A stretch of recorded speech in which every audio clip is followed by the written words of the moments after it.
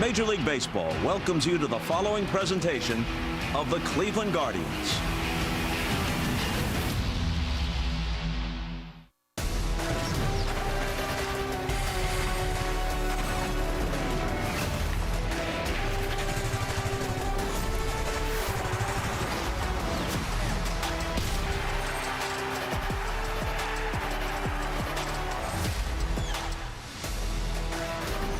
Last night, the big rig put the hammer down. He crashed the gate doing 98, said, "Let them truckers roll 10-4.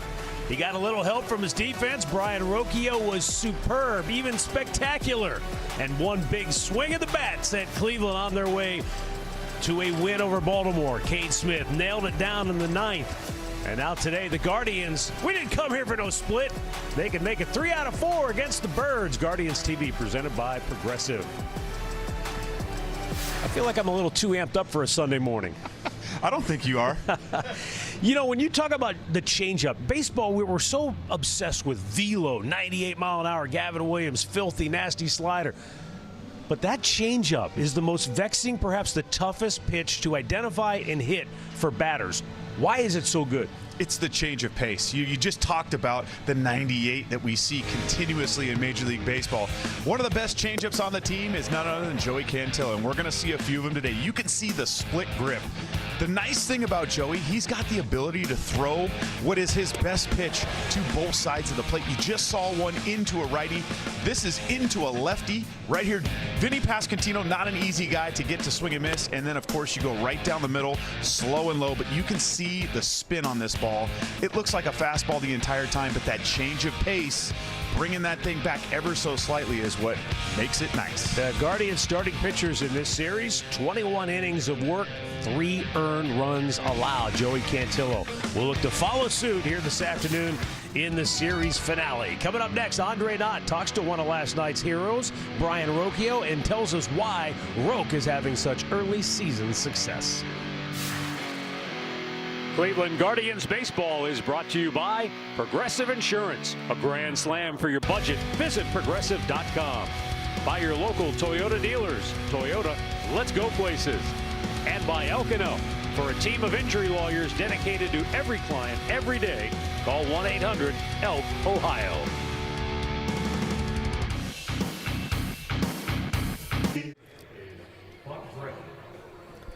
A chilly but beautiful day otherwise for baseball here at Progressive Field as the Guardians and the Orioles wrap up this 4-game series. Brian Rocchio comes in with a modest 5-game hitting streak. He has reached base safely in 18 of the 21 games he has played. And he's hit .348 with men on base so far this year. But as Andre Knott joins us now, perhaps most important of all is the confidence he's playing with and the image that he is projecting. Absolutely. The numbers are great, and everybody loves the numbers. But the big thing right now for him is he believes in what's going on. I love yesterday he was asked about hitting 9 in the 9 hole. He said, "That's my spot. That's where I belong. I want to be there so I can help the top of the batting order." I know a lot of the times we can talk about numbers and how it shows the guys growing up. But when you look at the video and you see exactly what Brian Rocchio's doing, he's getting deep in the count. He's driving the ball out of the ballpark, but also what he's doing with 2 outs. Look at what he's done during the 5-game hitting streak. 2 home runs, 5 RBIs, but the biggest number for me, guys, 9 of his 11 RBIs have come with 2 outs this season. He's becoming not only a player that you can trust, but a player that's doing it in the clutch. And when I asked Stephen Vogt yesterday what's happening with Brian Rocchio, he said something that I love. He says he's growing into a great major league ball player, a guy we can trust, a guy that we know will be there when we need him to be there. And really, as a player in any point in time, all you can ask of is to be a guy that you trust, that you know is trustworthy and will be there when you need him. Brian Rocchio's becoming that. He's okay with being in a 9 hole. He's okay with playing second or short. He just wants to be there for his teammate, and he's doing a great job doing that, guys. He certainly is. You know, he's growing up right before our eyes. I know it is the playoffs across the street. Maybe he takes a little bit of that flair for the dramatic and brings it over here across the street to Progressive Field. But he's really been able to slow the game down, and I think that's the biggest difference that I have seen is just he looks comfortable up here now finally. All right, it's a matchup of left-handers on the hill today here in Cleveland. We'll break it all down with the first pitch coming up next.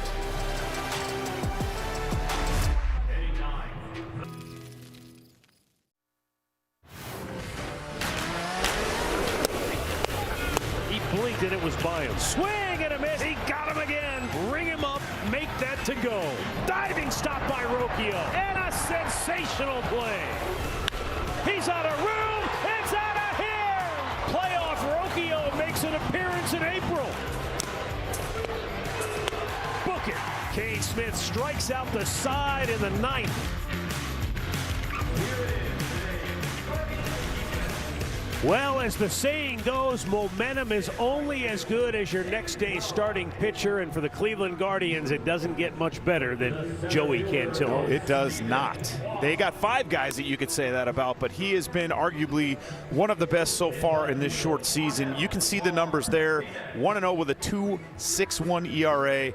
The walks to strikeouts, again, something we love to mention. This kid has easily the best pure stuff of anybody in this rotation. It's throwing strikes has been his biggest issue so far. When he's in the strike zone, he is borderline unhittable. The Baltimore Orioles starting lineup for manager Craig Albernaz looks like this. 8 right-handed bats in there against the lefty Joey Cantillo. Gunnar Henderson will be the lone left-handed stick. Pete Alonso behind him struck out 4 times last night. Former Cleveland Guardian Jonathan Rodriguez will be in the cleanup spot. How about Jeremiah Jackson? From the bottom of the order all the way up to the 5-hole. Albie is looking for somebody to give his lineup some oomph. Certainly is. I mean, that's the right guy right now. He's been hotter than anybody in this lineup. Let's see if he can find a way to come through. How about defensively today for Cleveland? Starting off with Angel Martinez in left field, the 4-time Gold Glove Award winner Stephen Kwan manning center today. How about David Fry making an appearance out in right field? Daniel Schneemann and Brian Rocchio on the left side of the field. Juan Brito, Rhys Hoskins on the right with Austin Hedges doing the catching today. Bruce Dreckman will call the balls and strikes this afternoon. Carlos Torres is down at first base. Nate Tomlinson, the second base umpire, and the crew chief, Mark Wegner, over at third. Joey Cantillo fires the first pitch of the afternoon, and it's inside for ball 1. Game time temperature is 46 degrees and a pretty brisk breeze blowing from left to right. So a ball hit out to right center field might get a little help today. And there is a base hit in the left center field for Taylor Ward. His 3rd hit in 11 at-bats in the series. Now batting for Baltimore. And that'll bring up the lone left-handed bat in the lineup, Gunnar Henderson. He homered last night, snapping a lengthy offer for him. You can see the numbers there, just a .213 batting average. You know, this guy is a perennial MVP candidate here in the American League. He really has not gotten going yet, even though he does have 7 homers on the season. The pitch is called a ball. The catcher's challenging. Right out of the gate, Austin Hedges is challenging Bruce Dreckman. ABS powered by T-Mobile, and it's a called strike. The call is overturned. It's 0-1. And you can see the reaction right there out of Gunnar Henderson. I mean, we're 3 pitches We're in. splitting hairs. Yeah. Well, we said it before. He's in a catcher that I would trust, you know, from a standpoint of he knows the strike zone as good as anybody.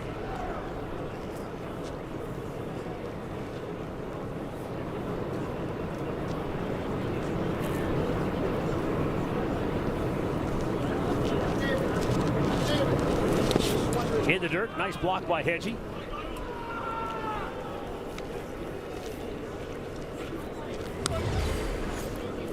Let's check the form out here for Austin Hedges. You see how wide that base is. The front foot, the left foot there, out, allows that center of gravity to stay extremely low to the ground. Just deadening that baseball, absolutely stuffing it right there where it hits. Another great example right there. He's just absolutely textbook at controlling the running game.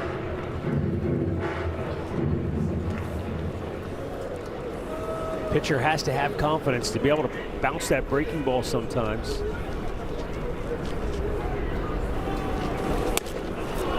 And he missed ball 4. So the first 2 are aboard for Baltimore here. For Baltimore. First base. And that'll bring us to our Toyota keys to the game. Alonso. Well, one of the keys today is establish in. Joey Cantillo is going to have to use that four-seam fastball. It's going to be imperative today with seeing Parker Messick use the changeup, Tanner Bybee, Gavin Williams using the breaking balls. He's going to have to establish that fastball. And for these offensive side of things for the Guardians today, center your thoughts. They are going to have to stay not only in the heart of the plate, but to the big part of the field. Right now, Joey Cantillo is trying to find home plate. He has missed on 7 of his first 9 pitches. Again, this is a great timeout by Austin Hedges. You go out there, kind of reset thought process a little bit, break up the momentum, slow things down, have a quick chat with Joey, get him going back towards center part of home plate. And also, you know, you can see that there's a little emotion that's going on with that too. Like, hey, this is not the right guy to mess around with. Don't let this guy wake up. They struck him out 4 times last night. They had him talking to himself. It was an unbelievable performance by Guardians pitching top to bottom last night, mostly by Gavin Williams. Shallow center. In comes Stephen Kwan. He'll make the catch, and the runners have to hold 1 down. And that's what we like to refer to as a good visit. I mean, got a 2-0 count. You don't see him get jammed that often. Right fielder. StatCast 3D powered by Google Cloud. This is what the Guardians did to the middle of the Baltimore lineup. Well, you could tell there wasn't a lot there in the heart of the plate. And, you know, that's what getting ahead early in counts will do for you. Yeah, that visit was up there with the Carl Willis visit right there. 1 pitch. They both have a knack for that sort of thing. Jonathan Rodriguez getting the starting nod in the cleanup spot, just as he did in the series opener when lefty Parker Messick was on the mound. He was 0 for 3 against Parker in that game. Weak ground ball, might be 2. Rocchio to Brito, on to Rhys Hoskins, and a twin killer ends the top half of the first. Cantillo's out of trouble, and the Guardians are coming to bat. That sword. All right, our Bet365 betting odds today. Stephen Kwan, the leadoff man for Cleveland, has 3 hits in the series in 12 at-bats. And the rest of the Guardians starting lineup is presented by Progressive. Angel Martinez following behind Quaney. Then Jose, he'll DH today in bat third. The middle is Rhys Hoskins, David Fry, and Daniel Schneemann, with Juan Brito, Austin Hedges, and Brian Rocchio rounding it out. And Kwan takes a first pitch strike from Trevor Rogers. Well, the reason we see so many righties on our side of things today. Line drive left field. Ward got a good beat on it. 1 down. Although that was a great swing there by Stephen Kwan. You can see here some of these numbers from Trevor Rogers. He has been so unbelievably good against left-handed hitters this year in particular. He's been pretty solid to begin with. You can see there just a 3.04 ERA, 6 walks to 20 strikeouts. He's coming right at you. You know, left-handers are hitting just a cool 125 batting average against this year. I don't want to put you on the spot, but why has he been so good since he got traded over there last year? His ERA was like 1.18, I think, in 18 starts when he went to Baltimore last season. He's been unbelievably good for the simple, I mean, there's a few different things, right? I mean, we're talking about not being afraid to use your stuff, using the inner part of the plate. His changeup is so good. You know, he can throw 2 different breaking balls. You saw the changeup right there. Weston Wilson slings it over 2 down. Albie said the one thing that jumped out as you talk about the changeup is he's using all 4 of his pitches. So it blows off of what you're saying. And you can see there kind of more of a split grip type change. You can see the way that ball kind of tumbles. What makes him so good in that pitch in particular being the changeup, he's very heavy four-seam fastball and changeup to right-handed hitters, but he's not afraid to throw the ball in to righties. Got to keep him honest in order to get him out of the way. 2 down for Jose Ramirez.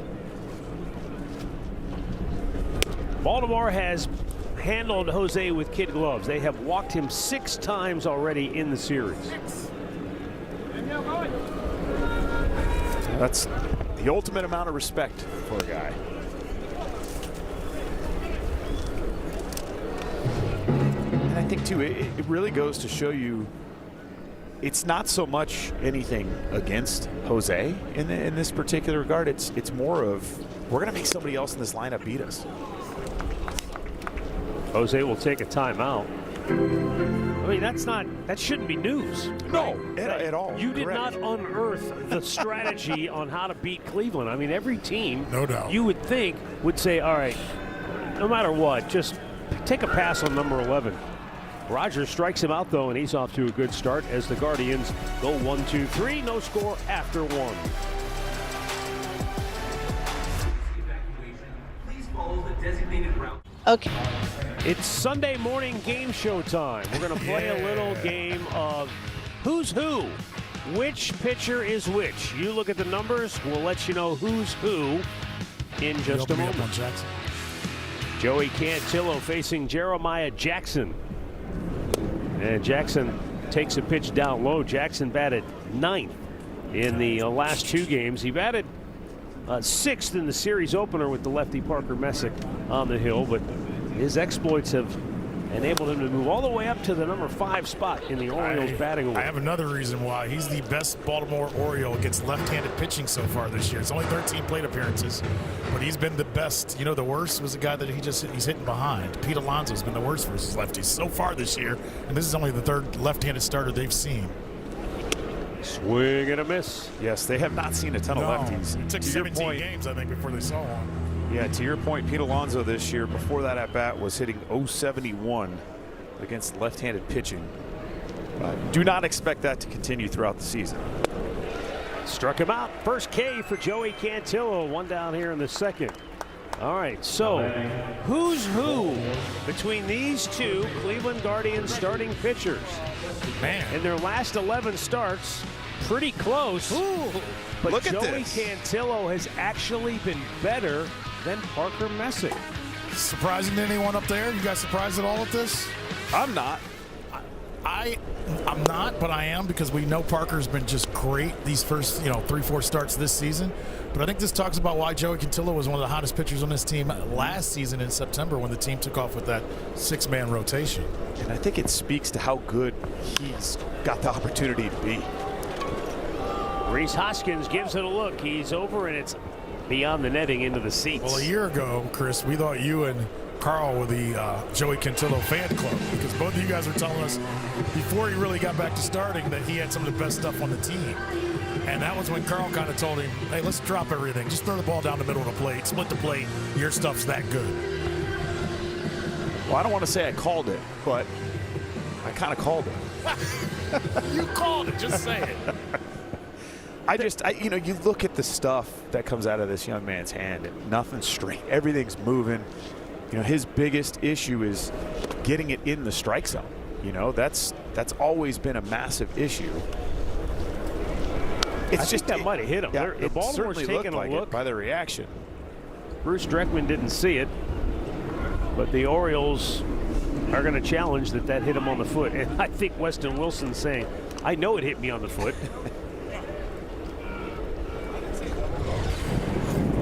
Baltimore's challenging back that foot the out batter here. was hit by the pitch. Tell you what, that's going to be hard to hard to get very well called. might be, actually. It's, from that video, is that conclusive that it definitely hit his Just foot? with that shot right there, absolutely not conclusive. They do have different angles, I believe, at their disposal. And given that in the history of baseball, no player would ever try and work his way on base without. Oh, it definitely got him. definitely It definitely got him. See it. You can see the foot move. Unless he can move his toes mid-pitch. But again, that just goes to show you part of the reason I think Joey has, issues at times. After review, the call in the field is overturned. The batter was hit by the pitch and is awarded first base. Baltimore will retain their challenge.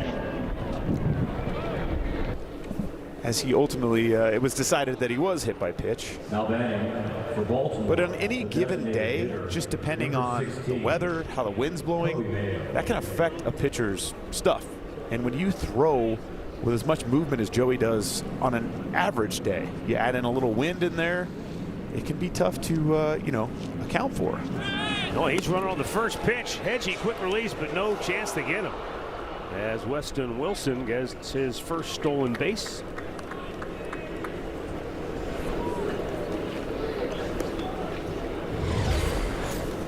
Well, this is going off a first move off a lefty. Wilson was absolutely on it. Hedgie throws that ball just up the second base side there of the bag. It's kind of a new thing that they're teaching catchers with replay now. You used to be taught to throw the ball right to the bag. Wow, what a block by Hedgie, and he keeps the runner Wilson at second base. And again, when you have a pitcher that has the type of stuff that Joey does, you got to make sure you're on your toes.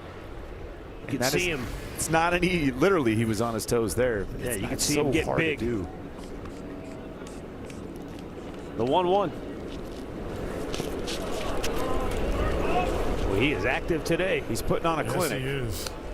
Can you finish what you were saying about throwing down the second for catchers? Because I think people will be interested because you're almost starting getting guys that start tagging the legs almost. That's exactly what it's for. Now that replay is so prevalent, you used to teach guys to throw the ball to the base to try to tag a hand. Now you're trying to get a leg because now you can just go to replay no matter what. Oh, and Hedgie will challenge again. Super Hedgie. Pitch is called a ball. The catcher is challenging. Hedgie is active early. I think he's on it Got today. the good coffee. I'll be shocked if this one isn't overturned. Yeah. The pitch is a strike. The count is 2-2. So Hedgie is 2 for 2.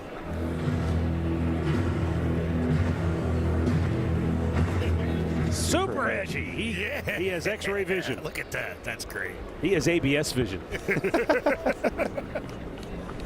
The 2-2. Just depending on how this at-bat plays out, that's the reason ABS is here. You go from a 3-1 count to now this is 2-2. Significantly different batting averages against in these particular cases.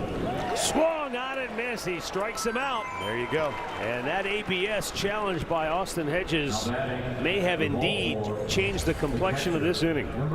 We talked about the changeup early on here. You can see the way that's spinning just down below the strike zone. That split grip, knocking some miles per hour off that pitch. Really nice pitch right there by Joey. 2 down for Sam Huff, the catcher, and he tried to check. He went too far, says Carlos Torres down at first base.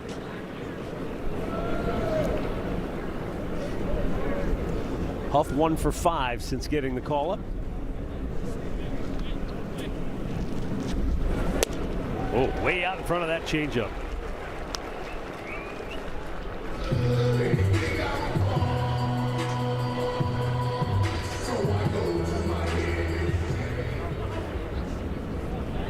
I'd like to see him be just real aggressive right here, going after a punch out.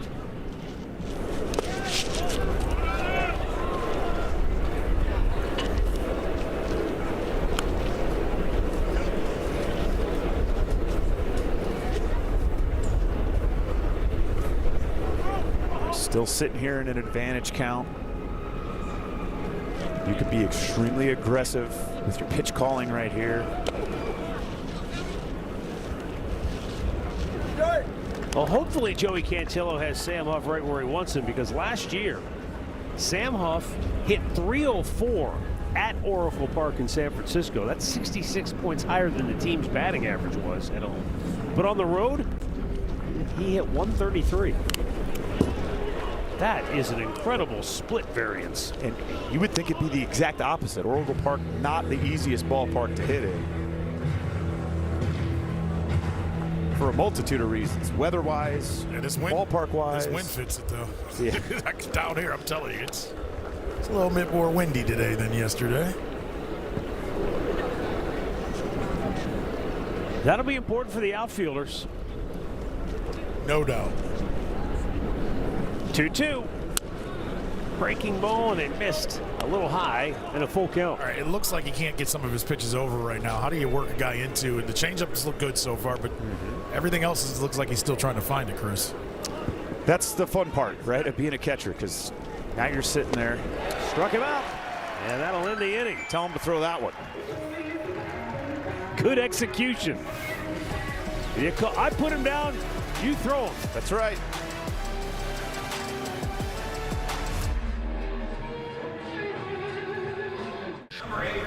The Astros head to the ballpark for a 3-game series starting tomorrow. Pick up a family value pack benefiting Cleveland Clinic Children's and get 4-game tickets plus $40 of loaded value to spend on merch and concessions, all just for $99.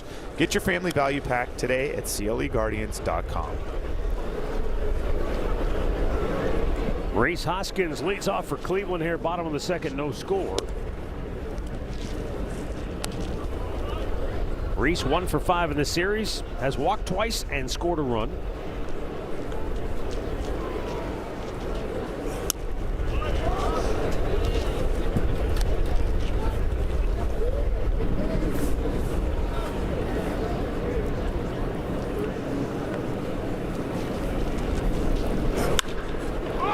Popped in the air.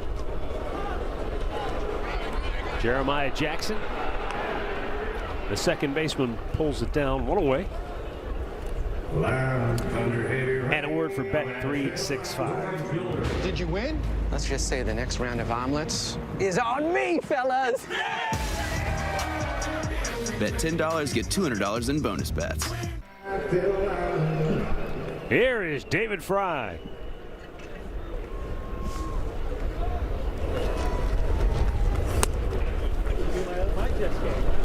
Fastball strike.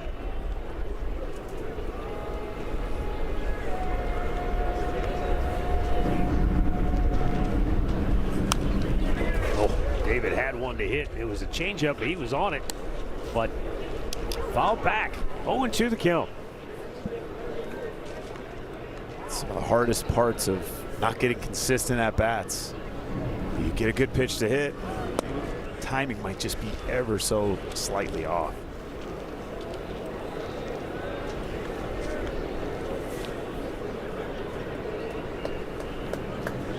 The 1-2, and he got a piece of it, stays alive. Huff had no chance to hang on to it.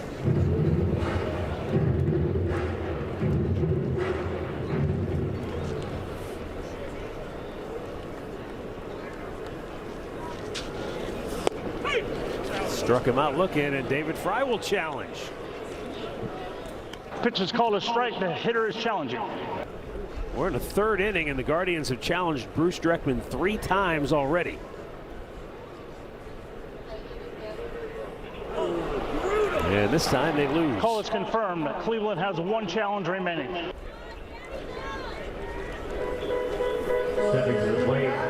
Well, that's part of, knowing your strike zone is obviously imperative for any hitter. It's even exponentially harder to make sure you're right in those situations when you aren't getting those consistent bats. It's extremely difficult. I asked Guardians team president Chris Antonetti about that earlier, and he said, I think one of the early returns is those 4 corner quadrants of the strike zone. That's where ABS is getting strikes called. It's a little bit bigger. That previously would have been called a ball by the umpire, just because it's hard for the eye to see all 4 corners like that. It was more of an oval-shaped strike zone, if you will. Right. There's a pop-up.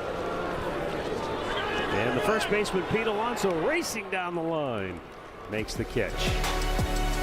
Through 2, no score in Cleveland.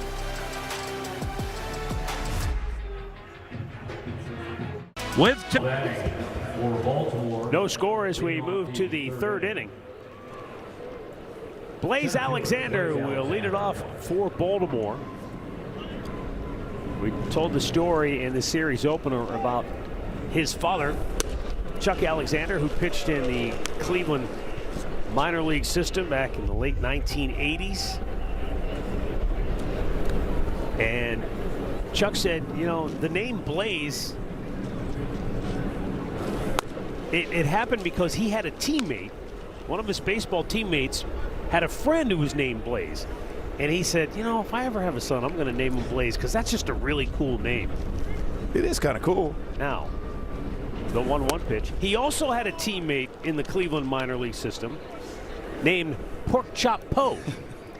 And he said, now, while that's a really cool nickname, my wife would never have gone for that. I had no chance of winning that one, so I thought Blaze was the path of least resistance. So I'd have to agree with him in that case. I don't know how many wives would completely be okay with naming their son Pork Chop. Yeah. Come on, man. Everybody likes a good pork chop. Well, I'm not saying they don't. Pork chop Underwood. We got doesn't have the same ring. Does it? Pork Chop Poe. That sounds good. Pork chop Alexander, not so much. Yeah, I don't think that would have had the same ring. Blaze worked perfectly. Blaze is cool, and the way he has a blazing arm. I mean, he's been clocked at 99 miles an hour throwing it across the diamond on the infield. Really good athlete. Got to feel like he can run a little bit too. 3-2 pitch hit in the air to right. Moving over toward the line is David Fry, and he'll make the catch out number 1. You know, one of his teammates, one of Chuck Alexander's teammates when he was in the minor leagues with Cleveland was our very own Rugi Odor, the Guardians' third base coach. And you might forget that once upon a time, Rugi was an aspire. Look at young Rugi. Huh? Yeah. Look at that fresh-faced kid. This is great. He looks exactly like his nephew. Same name. Rugned. Rugned Odor. Yeah. There's Rugi now. Wow. Remember, once upon a time, folks, he was a young man with dreams. And now he coaches the same young man. Now he's got dreams of waving people home. Yeah, right. That's right. Different kind of dream. Yeah. Rugi's been in this organization a long time. And he's one of those guys. Andre has talked about this.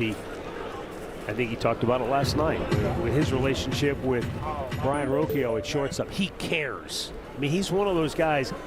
He shows up each and every day. You know, he cares about the job he does and the job the players that are entrusted to his care, the infielders in particular, the base runners. Those are the guys you love to work with because you know they're wearing it just like you are. He cares about his people, too. You know what I mean? I know what you're saying, and we know to coach somebody, you got to know who they are sometimes. You got to push them, and he does that. Hit hard to center, but Quan makes the play 2 away. Now batting. And up comes Gunnar Henderson, who walked in the first. And it looked like Baltimore was set up. They had their first 2 on and nobody out right out of the game. And then after 2 balls to Pete Alonso, Austin Hedges went to the mound. Joey Cantillo had thrown 9 pitches and only 2 strikes. Alonso popped the next pitch up, and he got Rodriguez to hit into an inning-ending double play. Whatever Hedgie said seemed to lock him back in. What is it? What is it about is it the choice of words, Chris, or is it the tone of your voice that can kind of snap a pitcher back? It depends on the situation, and I think it's a little bit of both, truthfully. You got to know your pitcher first and foremost so you know how you can go out there and get into him. Or do you need to go out there and coddle him a little bit, or do you need to go out there and be a little more stern? Line to right center. That's in the alley, and a diving catch! Fry. David Fry! Oh, baby!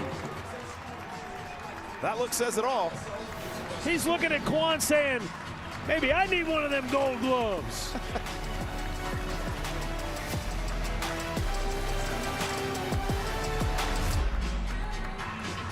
It's Miller time. Cleveland Guardians baseball is brought to you by Levin Furniture and Mattress, your mattress headquarters. David Fry robbing Gunnar Henderson. Yeah, that was, hey, for a guy who doesn't play a lot, period, right now, and not a lot in right field, that's a sensational. That's a catcher out there. Let's not forget that. Catchers are athletes, too. Oh, there you go. All right. Chris needs a little coddling. A little pat on the back. One of those situations, I guess. No balls, 2 strikes, the count here on Juan Brito. And that's fouled away. Trevor Rogers getting a start for Baltimore today. Last year was sensational. He was 9-3 with a 1.81 ERA and 18 starts. He had a little knee injury in spring training that delayed the start of the season, but once he got healthy and got back on the mound, he was incredible for Baltimore. And it's interesting to note that, because he said 2 years ago, he said, when it was time to go to spring training, I was dreading it so much. I didn't know if I wanted to do this anymore. And he said his agent got him hooked up with a mental skills coach. And it just kind of unlocked the way he was used to going about his business. Instead of focusing on the results, the final result, he shifted the focus to the process, daily routines, and trying to be consistent each and every time he went out to the mound. And I bring this up as Brito goes down swinging for out number 1, because baseball for over 100 years seemed to move at a glacial pace when it came to change. And all of a sudden in the last 10 years, it feels like we've moved at a hyper speed, whether it be the introduction of replay, now ABS, analytics and advanced metrics. And those things are easy to quantify. But mental skills, and most teams now employ a mental skills coach or coaches, and have coaches throughout the minor league system that specialize in that area of the game. That doesn't get talked about enough. And a lot of these players, most all of them, use those resources that are at their disposal. And sometimes it is a huge, he missed the bag. And it kind of started with Alonso's feed, because on the throw to Rogers, he had to reach back for it, and I think he may have just lost track of where he was. It certainly looked like when he was going over to cover first that he maybe didn't banana route as much as you would have thought. I don't think there's anything really wrong with the throw, maybe it being a little up, but you can just see the route. Trevor Rogers on the route there wasn't in necessarily the right place. So the error will be charged to Trevor Rogers.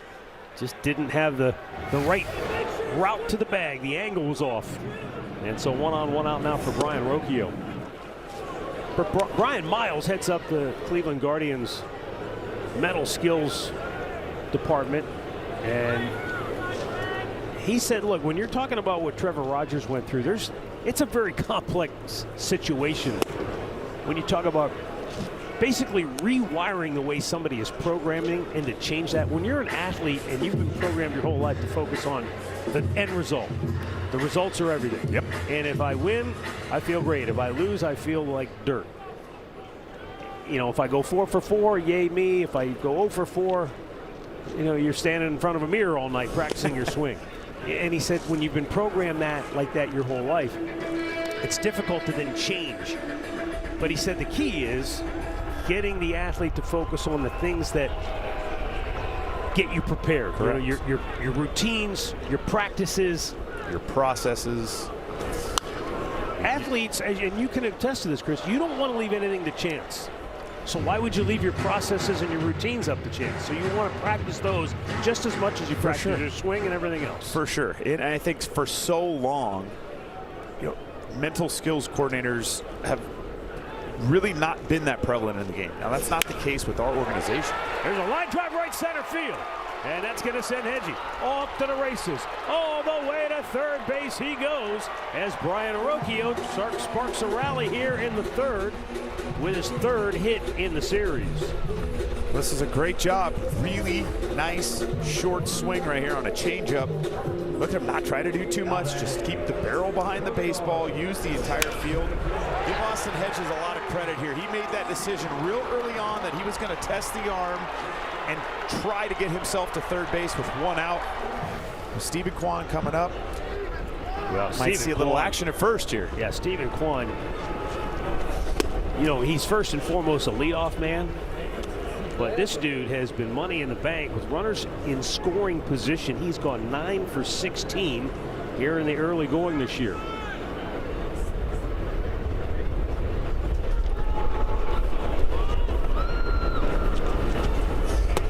He thought about a bunt, or at least he was going to maybe try to bring that third baseman in.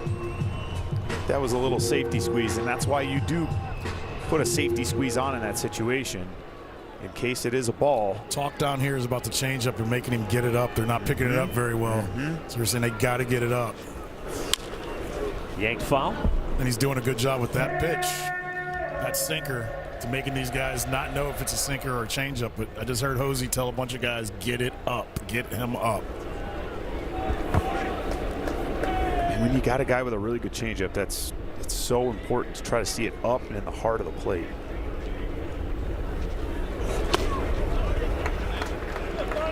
You know, the other thing about the mental aspect of the game and where mental skills coaching can help athletes, especially in baseball, so much of this game is chance.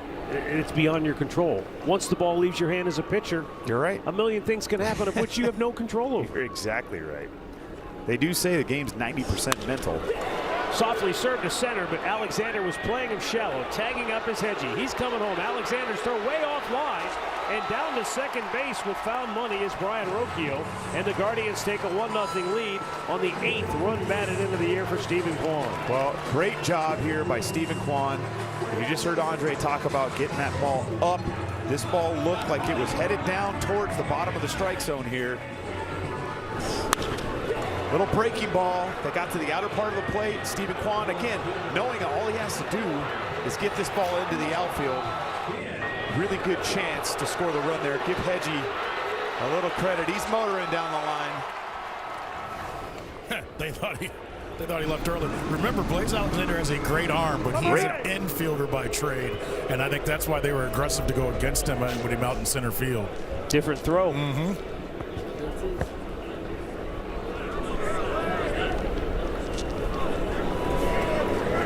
If that was 90 feet, that would have been no contest. Well, from out there in center field, he had no chance.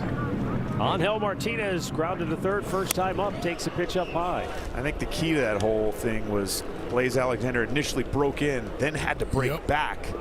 And now he's fielding that ball on a fly, on his back foot, trying to come through the baseball to make a good throw home. Back out of play.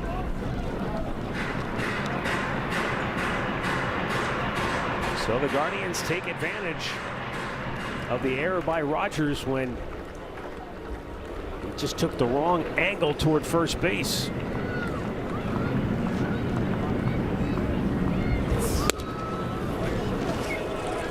And that's one of those ones too, right, where you do those things countless times in spring training. You practice those PFP drills and the pitcher running over to first base over and over. It looks monotonous and looks so mundane, and yet here it is. Game 23. Could cost you the game.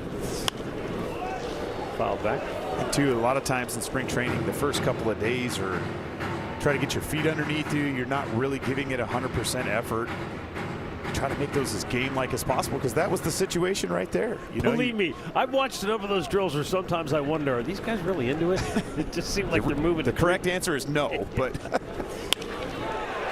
liner to center field, and a running catch by Blaze retires the side. So Austin Hedges, this is how you create a run. Speed kills, boys.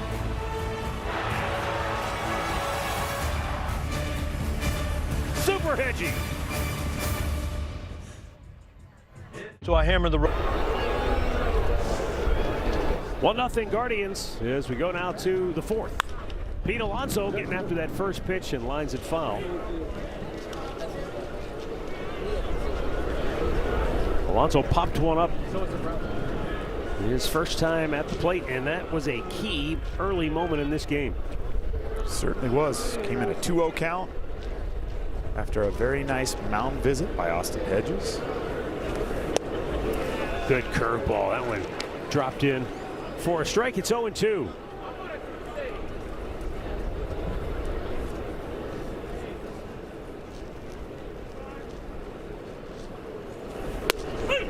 And he's out looking. He's going to challenge. The pitch is called a strike. The hitter is challenging. 4th time Bruce Dreckman has been challenged by a hitter already in this game, or a catcher. And the pitch is a ball, 1-2. So 3 out of the 4 challenges have been overturned.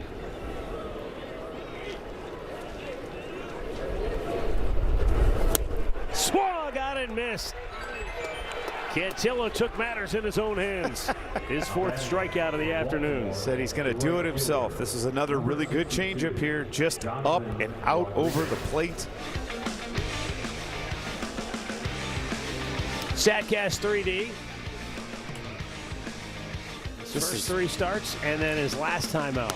A lot more usage of that fastball. Tons of usage of fastball there. And again, really good in-game adjustment by Joey, by Bo. They realized really quickly, early on in that game in St. Louis, that changeup was a pitch, or soft, something soft is what they were going up there looking for, knowing how much Joey Cantillo likes to throw that pitch. Quick adjustment. All right, we start using the fastball. You got to put it in their heads that you're going to still be able to do that. And so when you're behind the plate as a catcher, how many at-bats does it take you before you realize, all right, it's not just one guy, I'm sensing a team approach here? 2 or 3. I mean, you can see that from the very first inning. If they're, in your mind, they're taking pitches. That's why I told you the other night that takes are just as important as swings. Tell you as much information, in other words. Yeah, exactly. Yeah. Exactly. You feel like you throw a good pitch that a guy should swing at, and they just immediately check off of it when your video and your eyes have told you otherwise. That's a pretty good indicator that, okay, we may need to change the plan up here.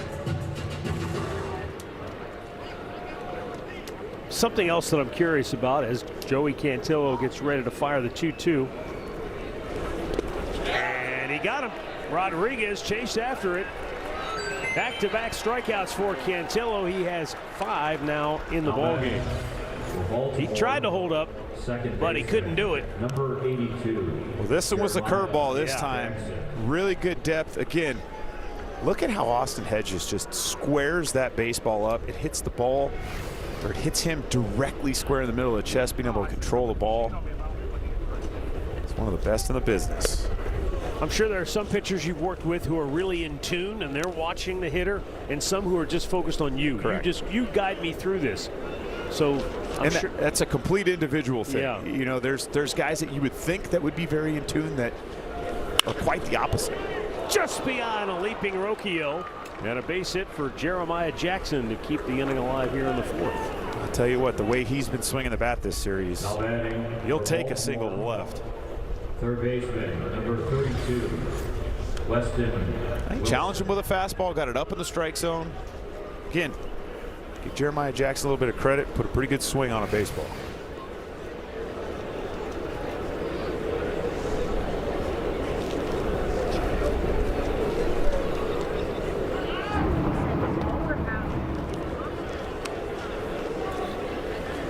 Weston Wilson.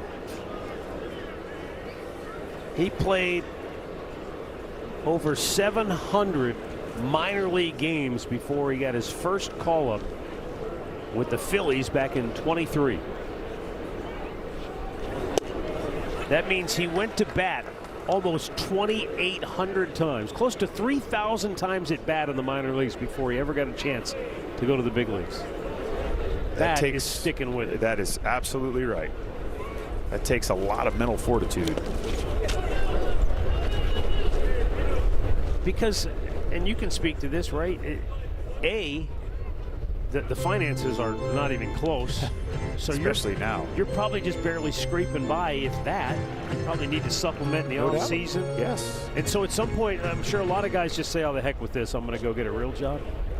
You have seen that in the past, but I think there's always that little voice in the back of your head that says, don't give up. You know, you can't get, it's so hard to get back into it if you were to give that opportunity up. Or the other option is, and this is the worst kind, is they tell you, true, take it home now. You know, and that's when I retired in 2018. My main goal, I wanted to make it 10 years. That was something that was very important to me, and I did once I made it to that 10th year. Runner goes, pitches low, and Hedgie couldn't find it to make a throw. Jackson with his first steal of the year. That was a pretty tough pitch to throw on right here. You can see this changeup down in the dirt. Had to turn the glove over, fielded it good, but you can see it kind of just got stuck in that webbing there at the very tip.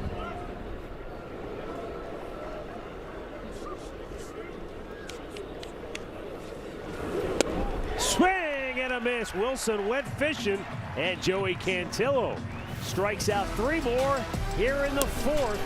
He's got a half dozen on the afternoon.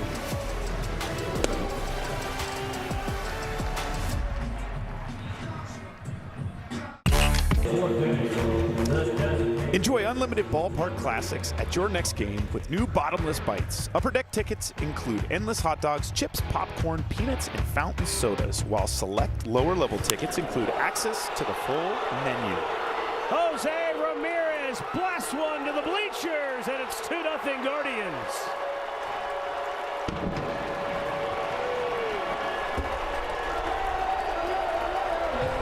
Well, that's not waiting around right there. Jose with his 5th home run of the year. And his 2nd home run of the series. They haven't even hardly pitched to him at all. And when they finally do, he makes them pay. Well, that's the reason they don't right there. I had a feeling he was going to be sitting there the entire time with him DHing today after the strikeout in the 1st inning, kind of chomping at the bit to get back after it. And Rhys Hoskins, who popped up on the infield his first time up, takes a strike. Only the 2nd home run allowed by Trevor Rogers in almost 27 innings of work.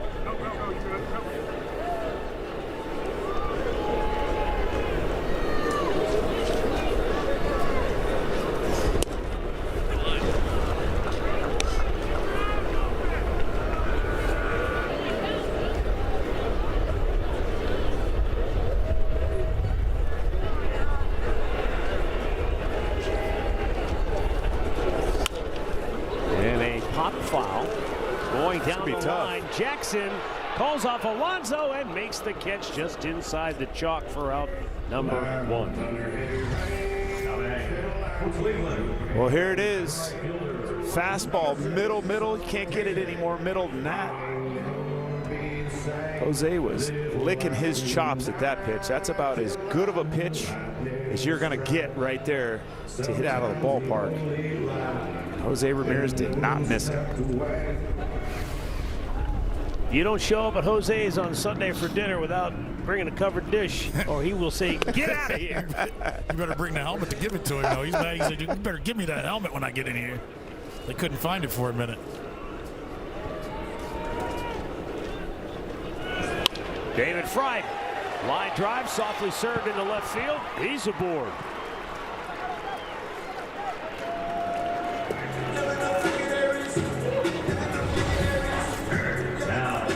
Well, this is a cool shot right here. David Fry again being aggressive early in the count.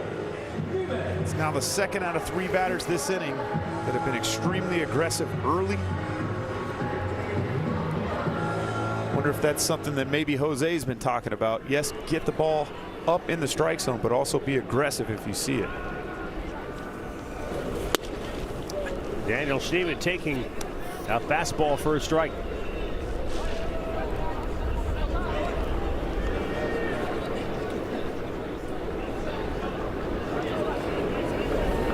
Jose basking in the sunlight. He's not because he needs it. He's trying to stay warm. Exactly. Back of that dugout is a little bit cooler. And he's DHing, and you guys know. I was going to say. Him DHing is not what he wants to do. The 1-1. The problem is it's so important. You got to get yourself not only off your feet, but you know, for Daniel Schneemann in this particular case, get him some more reps at third base. The 2-1. You know, back to the mental aspect of the game. You think about every other sport, basketball, hockey, football, there's constant action. So if you have something bad happen, you're on to the next play. You're up and down the floor, up and down the ice. You're the snap of the ball, you're going to that next play.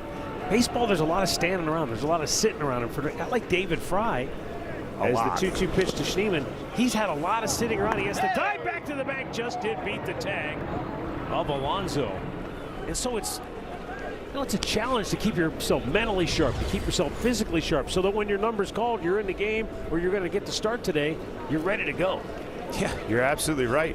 You know, those mental reps right there, like we just saw in that replay, that's hard to replicate on the bench. You can go through it in your mind, but until you get out there, putting yourself in the actual position, it's tough. And I will say this, our organization is one of the forefathers of the mental skills, really becoming mainstream in Major League Baseball. All the way back in 2004, when I was first drafted, we had a mental skills coordinator in the minor leagues and one here at the big league level. That was Brian Miles in the dugout. And again, he heads up the Guardians mental skills department, and there's a lot of work. And and Brian's like, look, I don't want people to think that we're mystics. We deal in science, right? We're not reading inspirational quote books to the players. Right. This is a science-based activity, and it's very important work, and it's very helpful work that a lot of players absolutely is use. But in the early days, some players might not want to go talk to the mental skills looked at coach. as a weakness. Yeah, because they don't want their teammates to say, "What's wrong with you? Exactly. Why are you going to talk to the shrink?" And nowadays, I think it's actually frowned upon if you're not utilizing, the value that those guys provide. And I think so much of the key of it is getting to know the player on an individual basis. The player's got to know that you're involved, you're in this with me. And because we're all wired differently. Correct. Right? What motivates you doesn't motivate me. What motivates Andre might be, well, it's not. But anyway. Hey. I'm still here.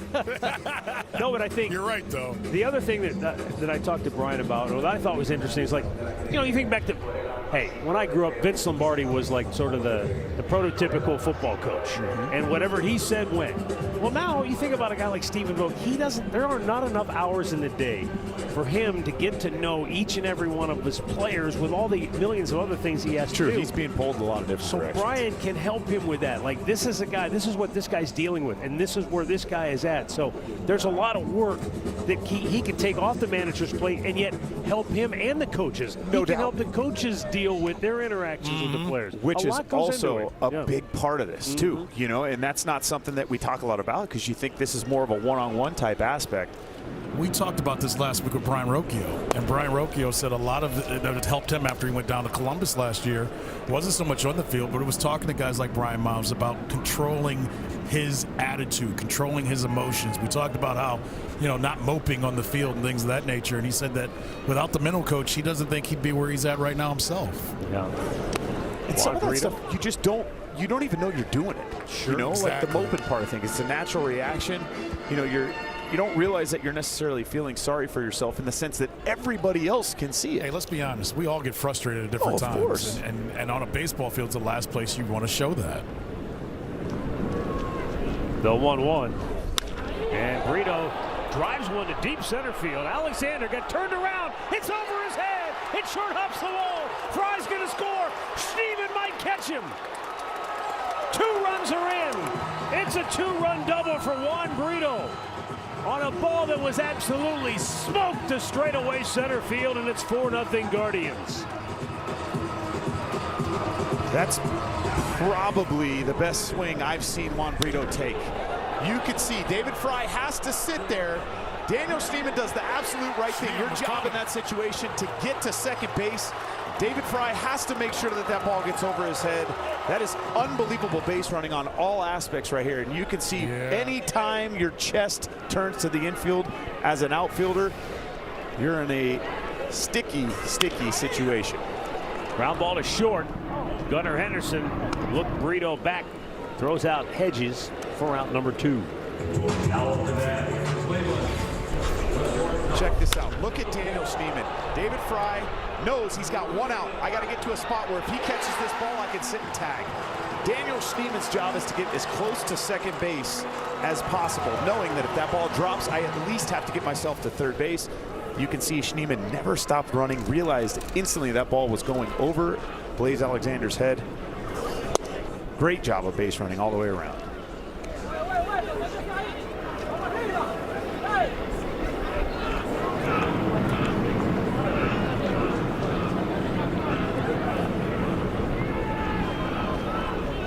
The 0-1.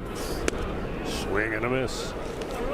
Brian Rocchio at the plate. Had a base hit his first time up. 3 hits in the series, including a double and a home run.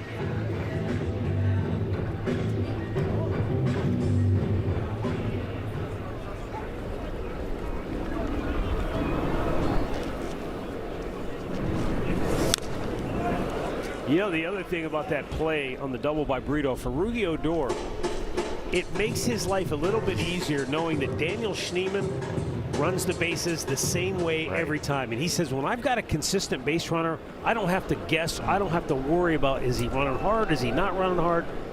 So when you got a guy like that, who I know he runs hard every single time, makes it easier for him to either stop or just wave him home. You're absolutely right. The fact that he was about 4 feet behind David Fry made it easier as well. He couldn't hardly separate the two. Line drive, base hit, left field. Oh, Rocchio delivers another clutch RBI hit, and it's 5-0 Guardians. Another 2-strike, 2-out RBI for Brian Rocchio. Off the end of the bat. But what sets that up, he saw 2 breaking balls, 2 changeups, in fact, the first 2 pitches of the at-bat, then saw a fastball that he was able to battle and foul off, knowing full well probably going to get a pretty good chance you're going to see something soft down in the strike zone. Did a good job of letting that ball travel just enough. Rocchio now 7 for 16 with runners in scoring position on the year. And Kwani, feigning a bunt attempt, took a strike.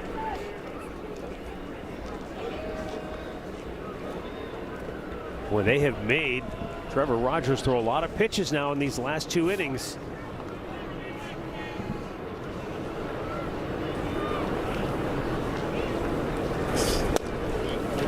Not something he's really been too accustomed to, though. His first 3 starts, he was just dominant. Minnesota, Texas, and the White Sox, he shut them down. Last time out against Arizona, though, he didn't make it through 5 innings. They got him for 4 runs on 9 hits. He struck out 6 and only walked a batter. But his pitch count was up to 100 at that point. Matt, all those runs came in that 5th inning, though. He went into that inning with no runs given up, gave up a 3-run homer, then gave up another run. They had to take him out. So he's, I don't want to say running out of gas, but 5th, 6th inning have been an issue for him the last couple times out. They got him before that today, though. Yeah, he's over 70 pitches here in the 4th. Well, this is now the 3rd time the Guardians lineup will be going through. Yeah. So you have a pretty good idea at this point as well. Kwan is the 8th man to bat in the inning. Hey, quick story. You want to know how popular Stephen Kwan is getting? I went to one of my son's practice games, and there's kids now going up doing the Stephen Kwan at bat, swinging the bat in between. I had to tell him, I go, man, the kids are now emulating you. That means you're big time. There goes the runner. Pitches, strike 3, call. And the inning is over. Guardians strike for 4 in the 4th. It started with a Jose Ramirez home run to the bleachers. A 2-run Brito double and a 2-out RBI single from Rocchio, and it's 5-0 Cleveland.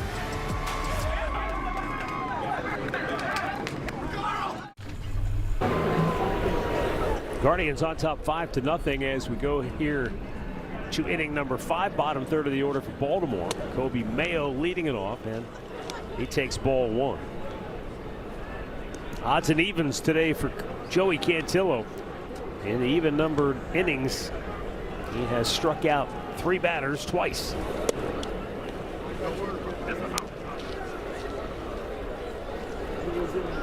How about before that Austin Hedges visit in the 1st inning? 9 pitches, just 2 strikes. Yeah. Since 52 pitches with 33 strikes.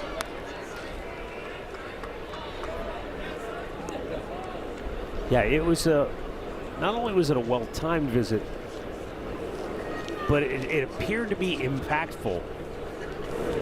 Just from the body language standpoint, if he was doing all the talking and his body was moving, so it wasn't a gentle, hey buddy, that's okay, keep chucking it in there. No, he definitely lit a fire. Yes, he did. And that's completely okay to do from time to time. Leadoff walk. Now batting, There it is. You can see him. He's wide-eyed. And he's also been Challenge City and Block City. He has put on an absolute clinic today behind the plate from blocking standpoint. It's just so important back there, in particular if you're going to be down on one knee, to continue to find a way to be as athletic as humanly possible.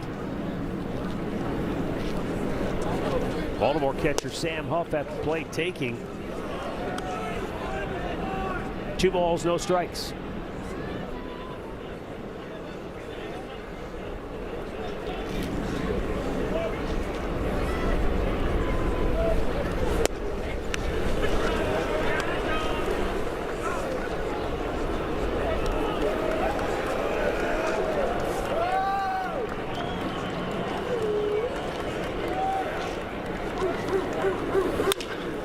Hit in the hole and a base hit left field, and now the Orioles with a chance to get on the board with their first 2 reaching here in the 5th. And Blaze Alexander coming up. Oh, here's just a 4-seamer again. Get behind in the count. You're forced to come back towards the heart of the plate. Sam Huff being a pretty tall guy there at the plate. Some long extension of those arms.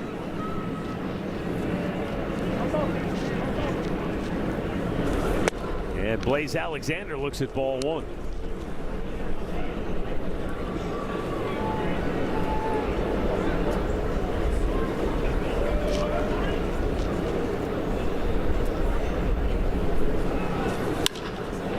High pop, center field. Kwan gathering under it, tagging his Mayo. He bluffed to move towards third. So the runners hold 1 down.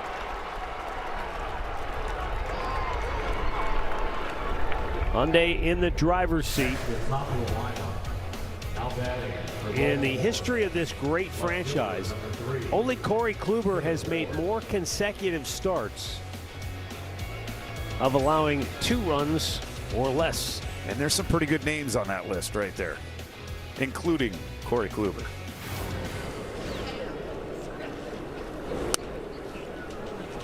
Interesting in that the longest current streak is the Cubs' Cade Horton, who's done it in 14 straight, but he'll have to wait till next year. Probably. At least. Well beyond, yeah. I think the last I heard, he's out 16 months following a surgery. Remember, that happened here in Cleveland. Just last week. 2nd inning? It was. 2nd inning. It's unfortunate. Yeah. Cade Horton, tons of promise. Out of play right side. Was 2nd in the voting, and he probably only finished 2nd in the National League Rookie of the Year voting because he missed the last month of the season due to an arm injury. Yeah.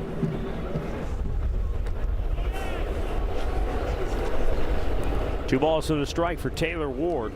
3 hits in the series.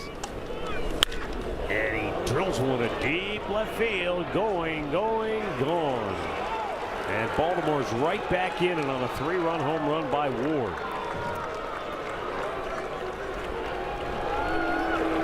His first home run for the Orioles. And it got out in a hurry. He did not miss this pitch up in the strike zone. Now batting for Baltimore. It's just a 4-seam fastball. Again, very similar to what we saw Jose Ramirez do just the inning before. It's a good pitch to hit in the heart of the plate, up in the strike zone.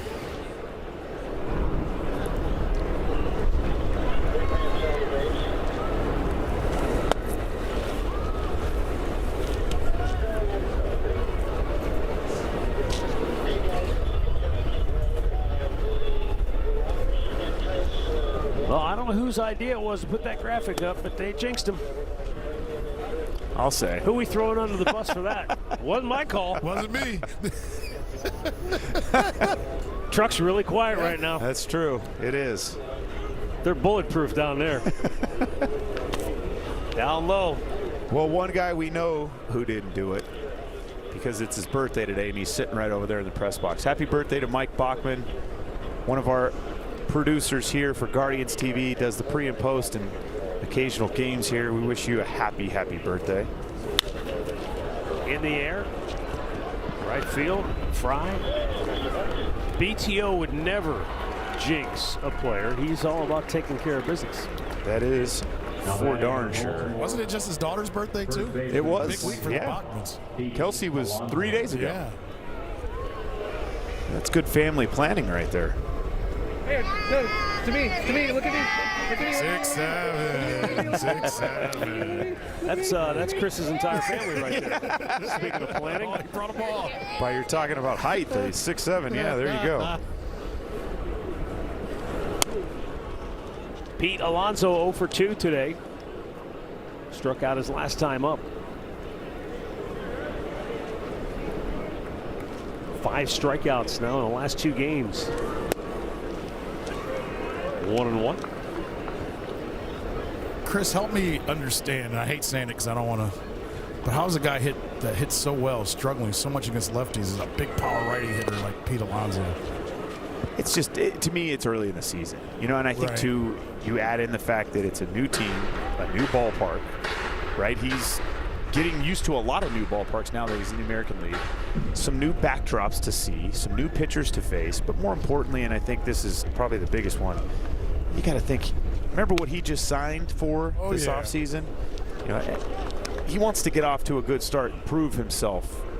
And I think you put a little extra external pressure on yourself in those types of situations. One of the oldest stories going, really. Up the middle, he goes for a base hit. Players signed a free agent contract, and you know, whether you realize it or not, they're just, you kind of want to impress people. Want to prove that I'm worth all it's that. Human money. nature. I want to carry the load. I want to be the guy. And it's hard to keep those thoughts from creeping into your head. Yeah, it absolutely And is. how else do you want to impress the people that you're new around? You know, like these guys know you and they see your numbers, but they know that there's an expectation that comes with you being in the middle of that lineup. I think, too, just knowing what he's known for.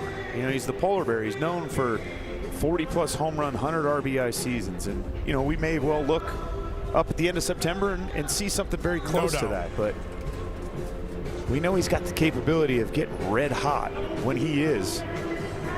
You know, we should just be thankful that we're catching him at a good time. So you can see the numbers there for his career. 6 seasons of 30-plus home runs. That's amazing. Jonathan Rodriguez 0 for 2. Has struck out, grounded into a double play.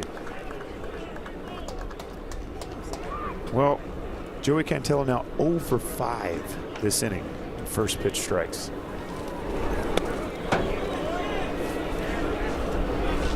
We talked about that just being so important. Not many guys have gotten fat pitching from behind. Like, you know, you're asking for trouble, right? You certainly are. And especially going through the heart of the lineup. It's funny you bring that up because Gavin Williams said that last night. He said it's not that he didn't know it. He goes, but Carl's beating his head. You're so much better when you're 0-1 than 1-0. Right.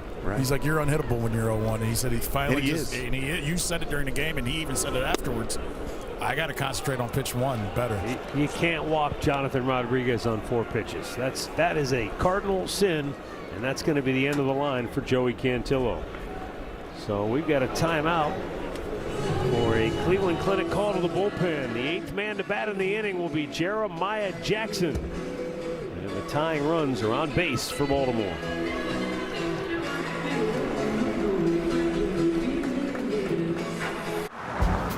Guardians Flex voucher plans give you the ultimate in flexibility and savings. You can purchase 20 or 40 ticket vouchers and redeem them at any time during the regular season. Get full details and purchase Flex voucher plans at cleguardians.com/flexplan.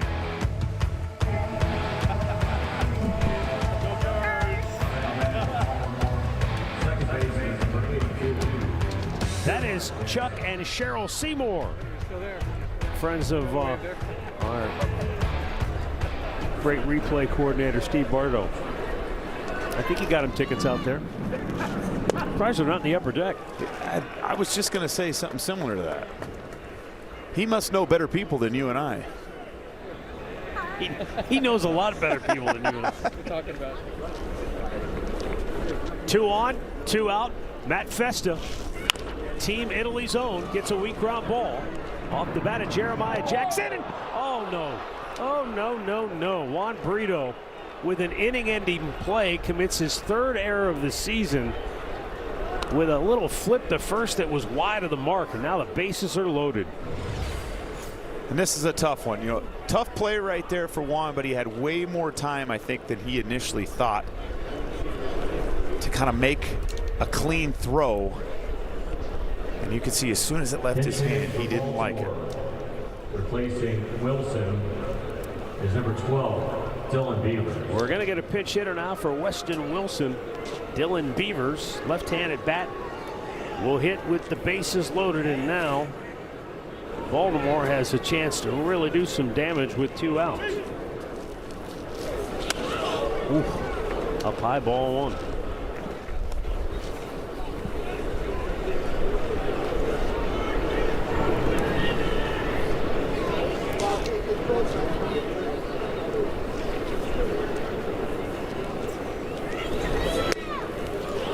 The play by Brito is one that you see a lot of, whether they be pitchers, usually pitchers. You get close to the bag, what do? Underhand the ball. Because when you're that close, you don't know how much. You lose the feel for being able to overhand toss like that. And then when you dial back the throttle, what happens? You kind of flip it and it just goes nowhere in terms of guiding it the way you want it to. Right. You can see just kind of a right-hand turn right out of his hand. And honestly, give Rhys Hoskins a little credit there. That's something when you're that close, when the second baseman is that close to you, you're not expecting the ball to immediately kind of shoot out to the right like that. But that's why they say you never can stand flat-footed on a baseball field. You always have to be in an athletic position. Matt Festa trying to pick his teammate up here. 9th man to bat in the inning is the pinch hitter Beavers, and a ground ball headed up the middle, backhanded by Brito. Goes the short way. They don't get the force at second, and the Orioles have closed to within a run. Brito did a nice job to cut the ball off, but his flip to second base was just not in time. Oh, he might have beat him to the bag. He might have just barely beat him. No challenge. They're going to let it go. I think, oh man, that was really close. Don't know if that would have been enough to overturn it or not.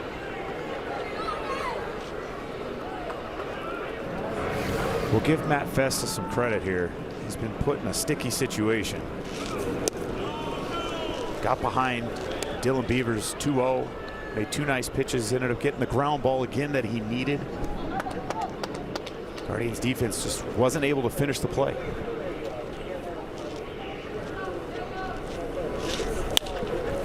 In the air, shallow center. Quan is there. And the inning is finally over, but the Orioles come back with 4 in the 5th to make it a 1-run game.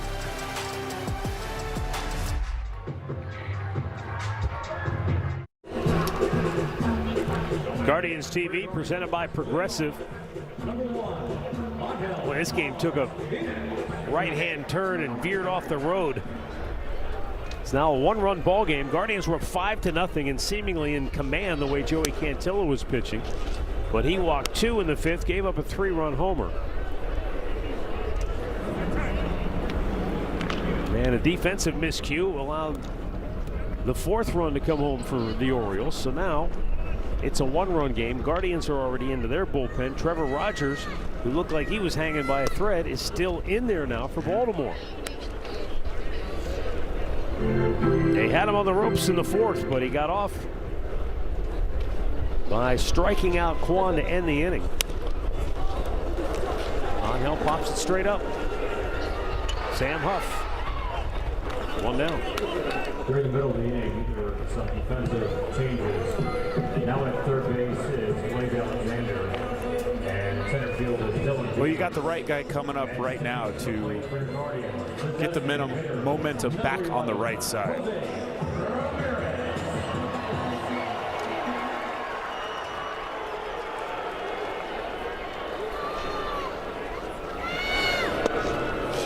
Jose Ramirez homered his last time up. Takes a back foot breaking ball. Ball one.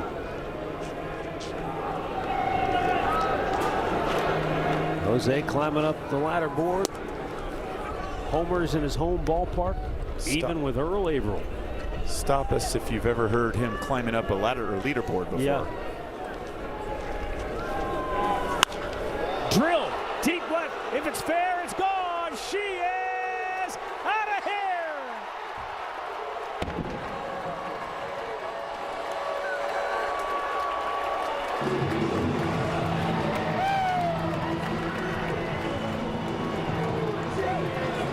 Jose's second home run of the afternoon.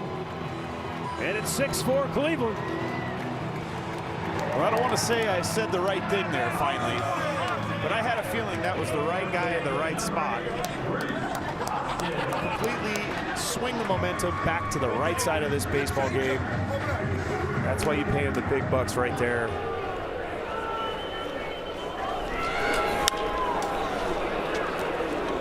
Popped to shallow right. Jeremiah Jackson making the catch. Here it was, a little slider down and in.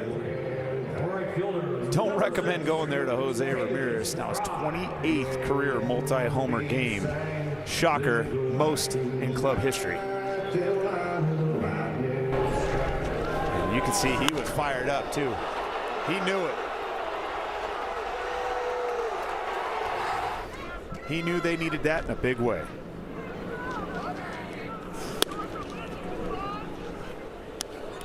You know what's even better? He got over here, he took the helmet off, and he grabbed Juan Brito and started talking to him and telling him, relax, play your game, stop worrying, stop thinking. Like, he hit the home run, but he went right into, how can I help this club other than what I just did with the bat.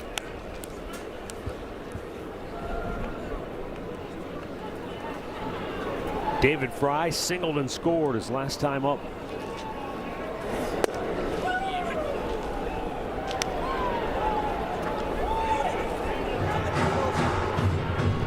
He's also thrown his body around and made a great play defensively in right field. Done a good job out there so far. Get a lot of credit to David Fry for continuing to go out there and work. JT McGuire, easily the best outfield coach in the business, for not only the pregame prep they got going on, he puts these guys in just perfect positions. Yeah, it's diligence, attention to detail. Correct. Back our way. Stay back, Chris, stay back. Oh, I was on it. I see you. I always get my eye on you. You know what, if it gets, I'll let you take it. Thank you. I got it. I'll Tanner Bybee you. It's okay. Well, at least if you try to catch it, you won't break anything. That's true.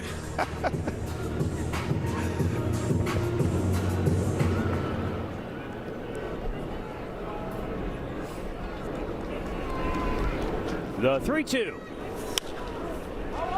Folks, if you've ever had the opportunity to shake hands with a big league catcher or former big league catcher, two things depending on what era they played on. One, if they played 1980 or previous, there are a couple of those digits that don't go straight anymore.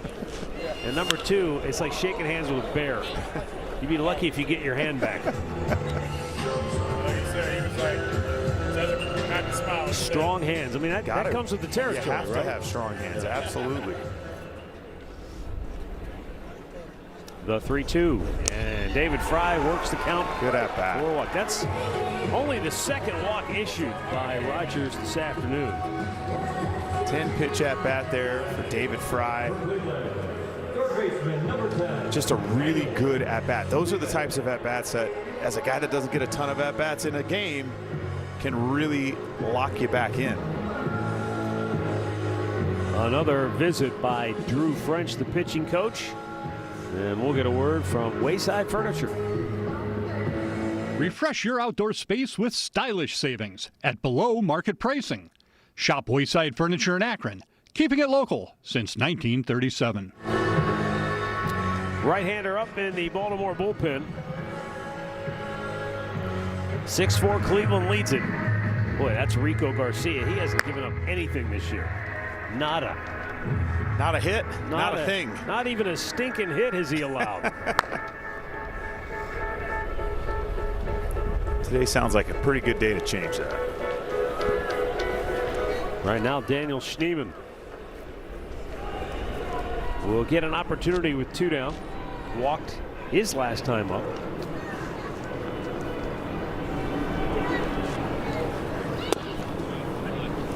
Schneemann brings a 7-game hitting streak into today's action. After popping up in the second inning, he's 11 for his last 24.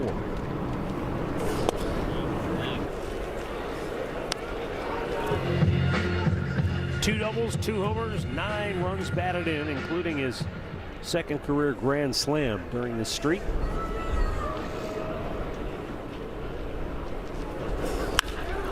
Hit hard but foul. Not by much either.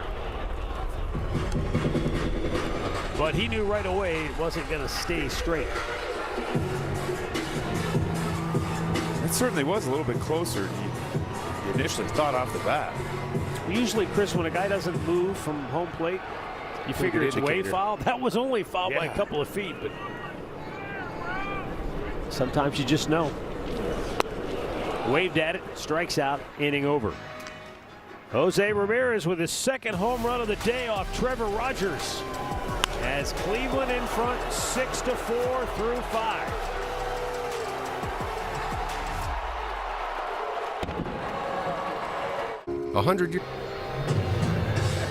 The injury report brought to you by the injury attorneys at Elk & Elk.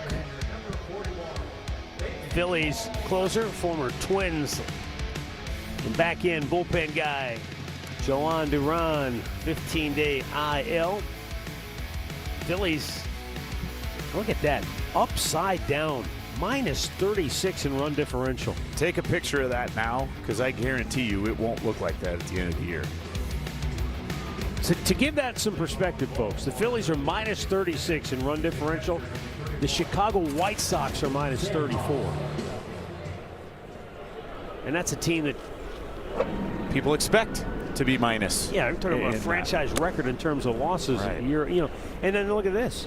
Toronto, World Series team a year ago, minus 32 coming into today. It's amazing. Toronto's been hit with the injury bug pretty significantly. Peyton Pallette, the new pitcher for Cleveland.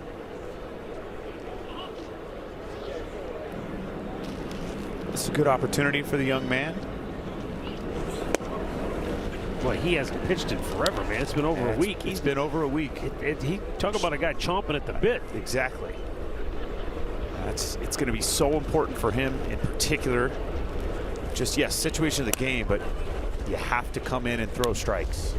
Other thing is, I talked to Carl about today, is he's got to work in between because they don't know how they're going to use him. You know what I mean? So he's got to stay sharp, right? It's hard to stay sharp when you're not on the mound, but they're going to try to get him some bullpens and things of that nature. But right now, it's time to go. Yeah, that's the thing is you never know, the situation you're going to be utilized in.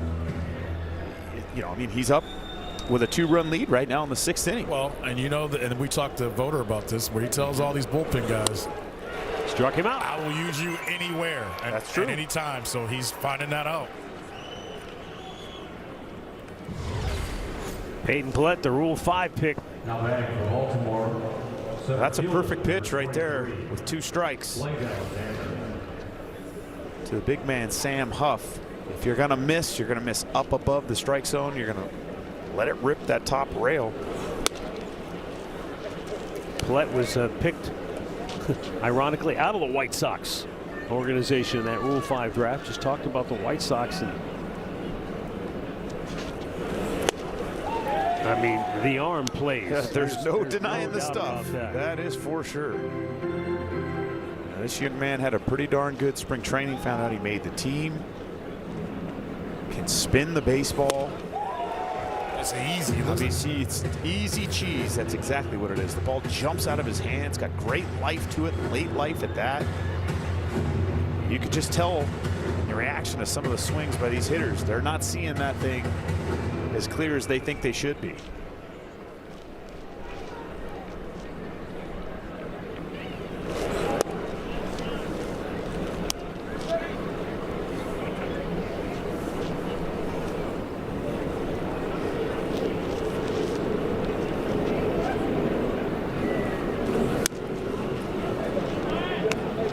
You know, talking about the early season returns, nobody expects, you know, the Phillies to stay below water on the run differential.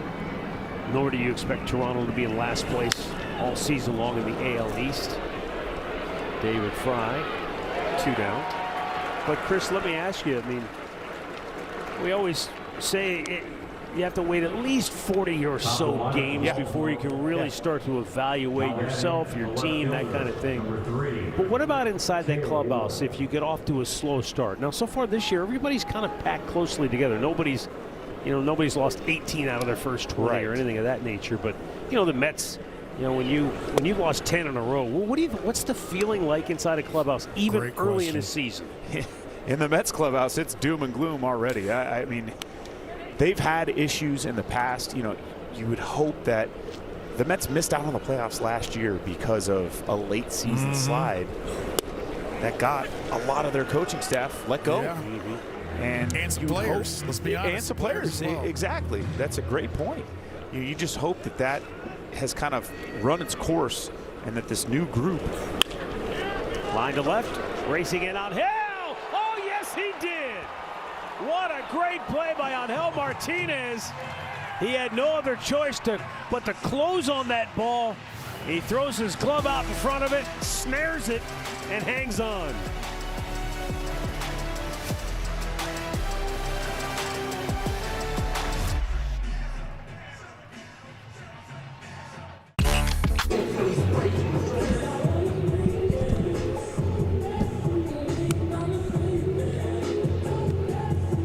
Here's our Around the League scoreboard, Bet365.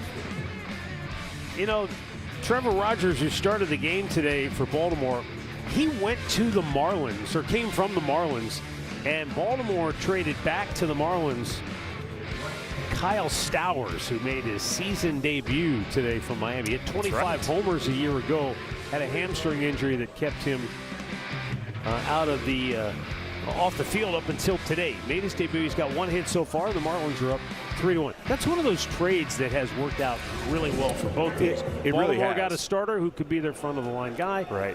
And the Marlins in rebuild mode got 2 everyday players, which is exactly what they needed as well. Connor Norby along with Kyle Stowers. Sarah Auto Park pitching change. This is Tyler Wells. Certainly is. He's had a little bit of an up and down season so far to this point. But he wanted to go into this role. Kind of being their, you know, middle inning, late inning guy. They help him out, and you're right, he struggled with it. Can we say that trade you guys talked about, maybe about one of the most even trades, and I know it's early, but one of the most even trades you can think of when you consider what all three have given their organization? For sure. Yeah, I think, you know, it was one of those things where it helped both teams immediately at the beginning. And you don't see trades that happen like that just in its own right. Normally it's, you know, one team is getting the help from a big league standpoint and prospects are moving side to side. Juan Brito strikes out for out number 1. Well, that's why I said it's one of those trades that has benefited both teams. And you'd like to think, you know, I remember the first time I heard Chris Antonetti say that, I was like, yeah, right. Yeah. Probably say it to everybody, but I do think most general managers, when they make trades, the goal isn't to get over on the other guy, or he'll never answer your call again. Right. You're exactly right. And if you've drafted a guy, you still want that guy to do well, right? That's a guy that you've picked and you thought very highly of at one point in time. Usually when you're making trades, you know, each team's looking for something, and you're just trying to find somebody that lines up with you. And that's probably the hardest part of finding a true trade partner when you get around the deadline. And then the deadline is just bananas because there's you got stuff flying all over the place. I'm sure GM's phones are just going absolutely crazy. Last weekend in Atlanta, you guys were telling me about I already knew the John Smoltz trade, and I always thought, well, man, the Braves got over. But when you explained it to me last week, Matty, didn't go bad for Detroit either for what they needed at that point in time, right? Right, in the moment, right? Yeah, in the moment, they needed a guy to help them get to the pennant or get to the playoffs. They got that guy, and at 20 years old, John Smoltz was upside down. I gave you the numbers. You know, his ERA was, I think, it was over 5. It was over 5. It was 6 something. Yeah. You know, he wasn't pitching that well yet, but the Braves got a future Hall of Famer. So right. And Doyle Alexander, I believe it was, helped them, get into the playoffs. Helped them get into the playoffs. Well, that's a lot of what trades are. I mean, depending on who you're trading with, and it's a little different nowadays because you have so many teams that are clear contenders and so many teams that aren't. But like Matty said, trying to find a match for, listen, if I'm a team and I'm acquiring a player, I'm only looking at the here and now. Yeah, if he can help me in the future, that only adds to the benefit, but it also adds to the cost. Got him looking. 2 down. I'll tell you another trade.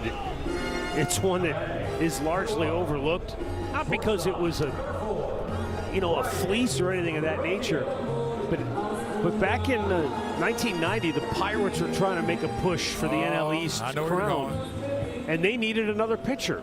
So they went to Montreal. They got Zane Smith.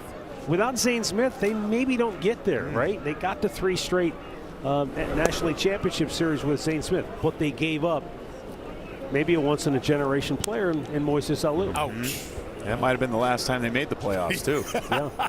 Ouch. I know that's not true, but I know, I get it. Last time they got to the NLCS. That's for sure. I believe they've only been to the playoffs one time since then, actually. Can I go back to the 10-game losing streak that you guys talked about last half inning? When the Mets did that last night, it popped up on the screen. Teams that have lost 10 in a row made the playoffs. And this tells you how my mind works. I forgot that the Guardians lost 10 games in a row just a year ago. Well, that's good. That's what they want. That's what they needed. I say that because of how they handled it, right? Matt asked you about the 10, how do you deal with that? What's it like inside a clubhouse? Well, this team never allowed themselves to be caught up in losing 10 in a row. And that's why they made the playoffs. And I felt like as I heard you guys talking about it, I was like, it really is a mentality you have in that clubhouse amongst yourselves and not what's being said outside of it. You're absolutely right. Your focus in that situation is trying to continue to do your work, to trust that process. You've heard us say that a lot here lately. But that's the mental side of the game that, is so hard to trust. You're not getting the results on the field, but you're putting in the work. Stephen Vogt, the coaching staff just in general was very stern on that sentiment. Tried to hold up, but home plate umpire Bruce Dreckman said he went around. So, 6 complete. It's still 6-4 Cleveland. The 7th inning for Baltimore. The shortstop, number 2, Gunnar Henderson. 6-4, Guardians on top, 7th inning. Gunnar Henderson to lead off, Peyton Pillette. Worked a 1-2-3 6th inning, stays on to pitch the 7th. Gunnar Henderson 0 for 2, robbed of a hit by David Fry back in the 3rd inning. He sent a line drive to right center. Fry made a nice diving catch. And we got a timeout. Fry has to retrieve a ball that warning track. Well, he's got to do it again. They coughed it up. Now chuck it about 25 rows That's exactly what they teach you to do. No, he's too nice. Yeah. That wouldn't be very David Fry-like.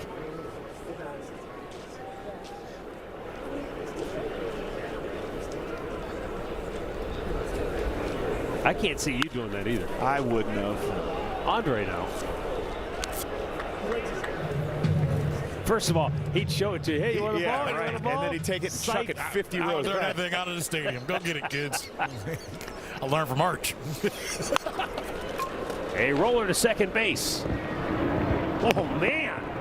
Juan Brito. He double clutched, but gets the job done, one away. And after that double clutch, he threw it about 164 miles an hour over there to Reese Hoskins. First baseman. I think he had to wait for Reese. He did, yes. Alonso. And just barely got him as well. Now, Pete Alonso takes ball 1. Singleton scored his last time up.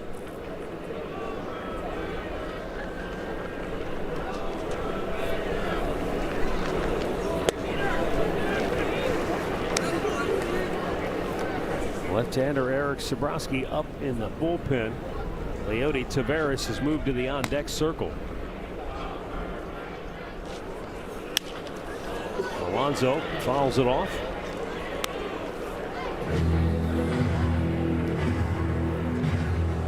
They would rather have Taveras bat right-handed as opposed to left, so pretty good chance we'll see Sabrowski. And the pitch is popped up, foul, back out of play. Tells you how well the managers know each other. Tavares has already got his left-handed helmet on and swinging left-handed, but he knows where he's getting ready to switch over. The guy's already over there. You got to make it look good.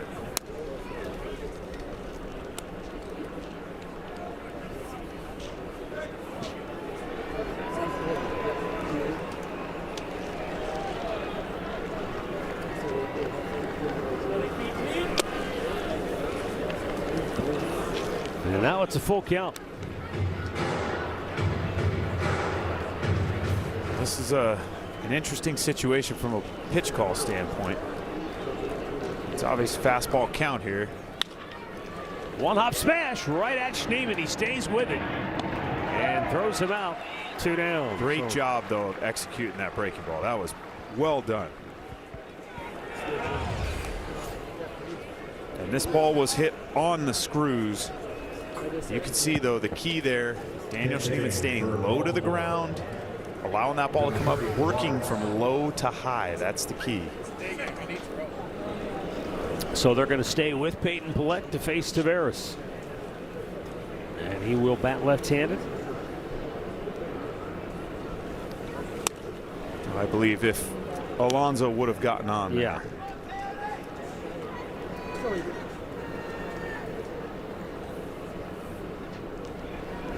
Now the 1-0. Tied him up. Tell you what, though, I'm really impressed. Peyton Pallette's fastball. I mean, these guys just are not picking that thing up. No, but think about it. He was in Double-A last year, and he just faced Gunnar Henderson and Pete Alonso, and you would never. And you know what it's like when you first get to the big leagues. I'm sure a kid from Arkansas, he loved those two guys, and now all of a sudden he's going, I got to pitch to him. He went. But sometimes it's good, as they say, you don't know what you don't know. And 100%. He's never faced him, so they don't know him. They don't know how his stuff plays. Extremely great point. Ignorance is bliss, right? Exactly. I didn't know what that meant until I got a little older. What, bliss? I'm not old yet, so I still don't know. Swing and a miss, he struck him out. Peyton Pallette, 2 perfect innings of relief. Stretch time in Cleveland, 6'4" guards. Look at this. Got so much to do. It's got. Before the game began, I asked you at the top of the show, we talk about velocity. We're fascinated by guys who can throw at 100 miles an hour and at the wipeout slider. But the changeup is a pitch that's as difficult to hit as any other. And one size does not fit all. No, it certainly does not. We're going to give you 3 specific looks at changeups here. You can see Parker Messick here on your left side of the screen. A little bit more of a typical circle changeup. You can see how that ball comes out of his fingers, fading down and away. Again, Tanner Bybee, a little bit more of a 4-seam circle change. Not as much fade to that ball. And then you got Joey Cantillo here. This ball's got a little bit more tumble to it, but again, really keeping that straight 4-seam feel to the break, or to the changeup. You're not getting that tumble action there. You're thinking more of there's multiple ways to show and grab a changeup, but if you can see 4-seam changeup grip here, where all you're thinking about doing is taking your thumb and staying on the inside of that baseball. Then you've got that split grip, which you see Joey Cantillo, and it's either a wide split like this, so you got your fingers on both sides, or a little bit shorter where you can get that good feel for it, and now you're thinking about turning it over, staying on the inside part of that ball, getting that fade down and away from hitters. What's more important, finger dexterity or just having big old paws? Well, I think the big paws definitely help. That helps, hide that ball, slow it down just a little bit. But to me, it's all about the dexterity of your fingers. Quan lays down a bunt. Scooping it up at third is Blaze Alexander, and he got rid of it in a hurry to get him 1 down. It's a pretty darn good play right here by Blaze Alexander. Great bunt first and foremost. Get the ball down, take off running, Blaze sniffed it out, though. We've talked about how good his arm is. But look at how more natural he looks in the exactly. Exactly. You can tell. Angel Martinez batting left-handed for the first time today. And takes a strike.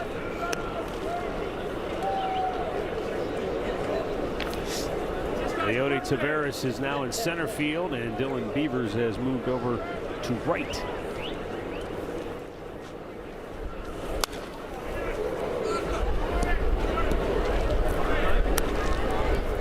With that changeup, we often hear pitchers, Carl Willis, talk about, it's a feel pitch. What exactly are you looking for? What's the feel that they're trying to find? I think there's two different feels. It's a rhythm from your arm speed standpoint. The key to tipping a changeup is to slow your motion down or slow your arm action down on a changeup. Your fastball, you're coming out with a lot of, ferocity and trying to get after a fastball. You want to take that same type of intent or arm speed on the changeup as well. Angel Martinez strikes out, 2 down.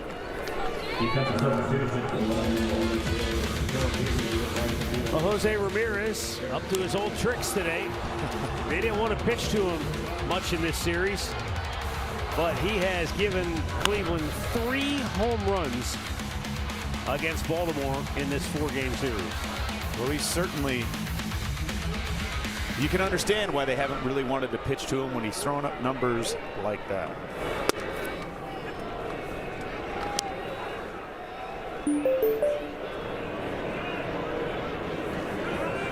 Jose was 0 for 2 with a walk last night.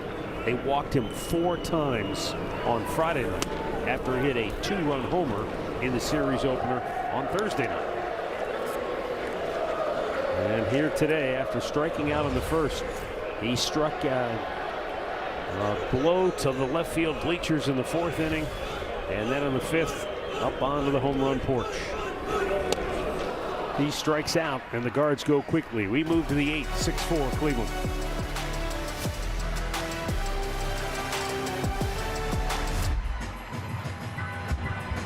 Being a business. Make your next trip to the ballpark one to remember with SeatGeek infield boxes. These semi-private outdoor boxes feature awesome views, an all-inclusive menu, and access to the exclusive infield lounge. Reserve your SeatGeek infield box at premium.cleguardians.com.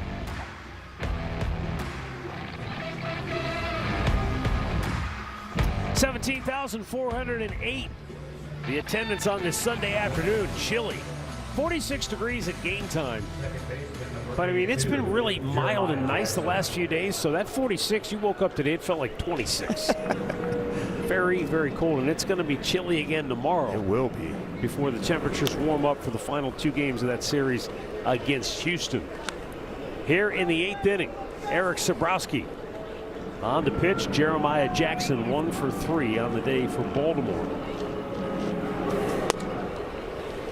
On our pregame show coverage, Eric Sabrowski gave Cody Allen a very entertaining look around the Guardians bullpen. And while the bullpen technically is on full display for everybody in the ballpark to see, there's actually behind that area right there, that's the fenced in area where you might see some relievers during the game, but right behind there is this little secret room where they congregate, they scheme, they plan, they prepare. We got a challenge here. Pitch is called a strike. The hitter is challenging. Jeremiah Jackson, he thinks it's ball 4. It is. And he is correct. Ball 4. Cleveland challenged the first 3 times on the ABS system. Baltimore has challenged the last 2, and that is 4 of 5 challenges overturned for Bruce Dreckman. Leadoff man is aboard for the Orioles.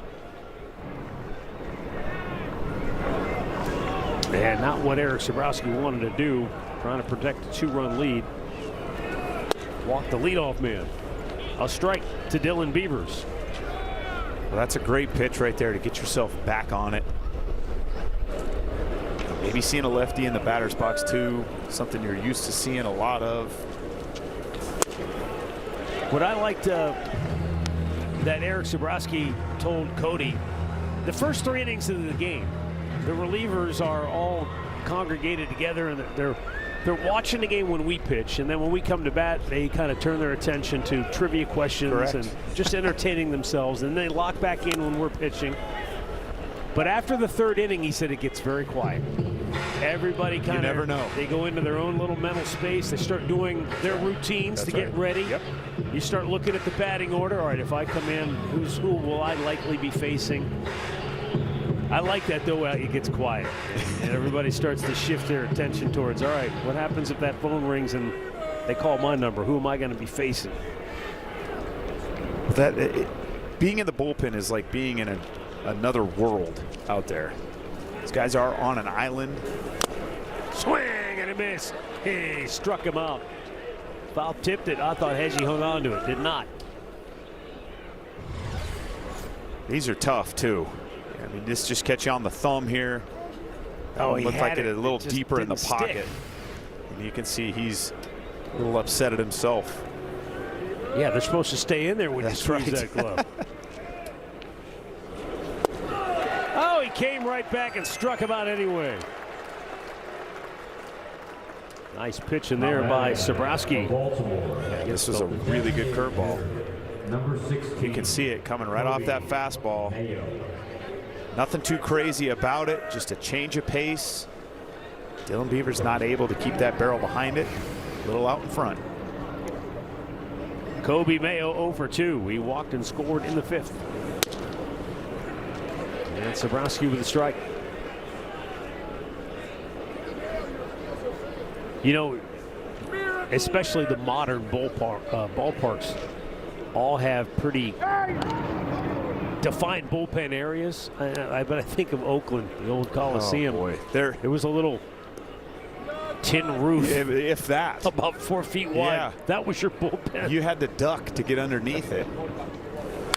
And then, you know, when back in the days when the Athletics were good, the fans, the fans were there. They were right on top of you. Yes. And more importantly, this was before each team had 2 bullpen catchers that traveled with them everywhere. So the backup catcher around the 5th or 6th inning had to go down there. I was just going to say, no backstop. Yeah. So if a ball got by you, the bat boy would get it. Bounced in front and a great block by Hedges again. He must have just had to remember he could do it. He hasn't had to do it in so long. He was active early. Yes, he was. But again, so much trust has to happen between your pitcher on the mound, reliever, starter, doesn't matter, and that catcher, and knowing that I need this ball to be down. Tied him up and struck him out. Sabrowski with back-to-back Ks after the leadoff walk. Well, Eric just decided I'm going to get nasty on this one. That ball kind of tied him up. You know, again, wasn't able to really get extended on it. But when you've got an 0-2 count and you know you can rip one in the dirt like that, and your catcher's going to stuff it, that just gives you all the confidence in the world.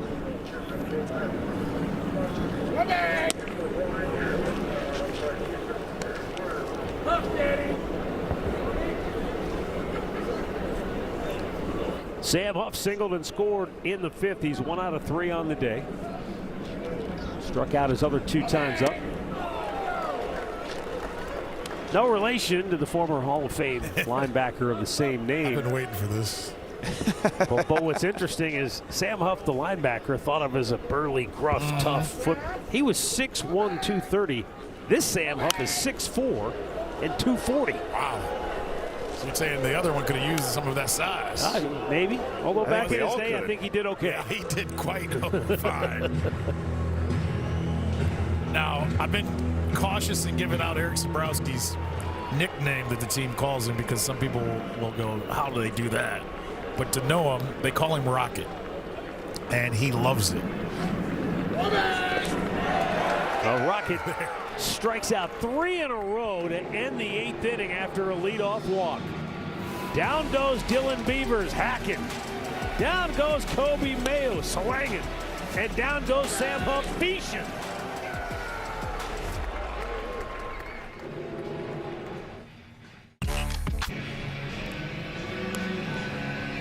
Our progressive defensive plays of the game. Guardians throwing some weather around in the outfield today. Go get him, David Fry. That's a catcher, by the way, right there. Didn't look like one in this particular case. He's a ball player. That's darn right. And Angel Martinez, converted outfielder from the infield. Again, good job staying behind the baseball, charging, knowing that that ball, if that gets by you, you're in some big trouble. But he did a fantastic job of keeping that thumb underneath. Give some love to JT McGuire. Two guys that have been moved to outfield, and JT's done a lot of work with them. So yes, he has. Get him in there.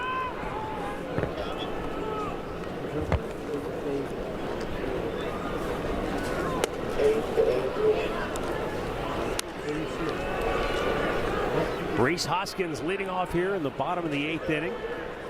We got timeout, another ball. I mean, what is wrong with the people in right field? Hang on to the ball, people. Come on. Ball security is important in this game. I told you to throw it 80 rows. Throw it out of here. They won't end up back on the field that way. They'll find another one. We got to put up nets out there. Don't say that. We got enough. Cameron Foster on for the second time in the series. Made his big league debut. Yeah. Against us in game 1.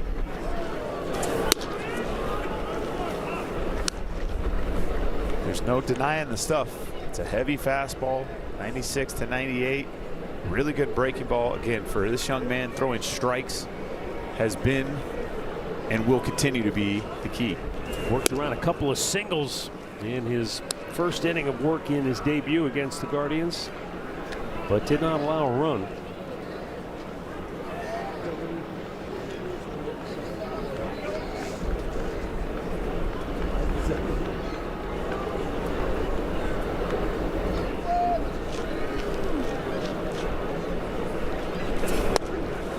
And that's a walk for Rhys Hoskins to lead off this bottom of the 8th inning.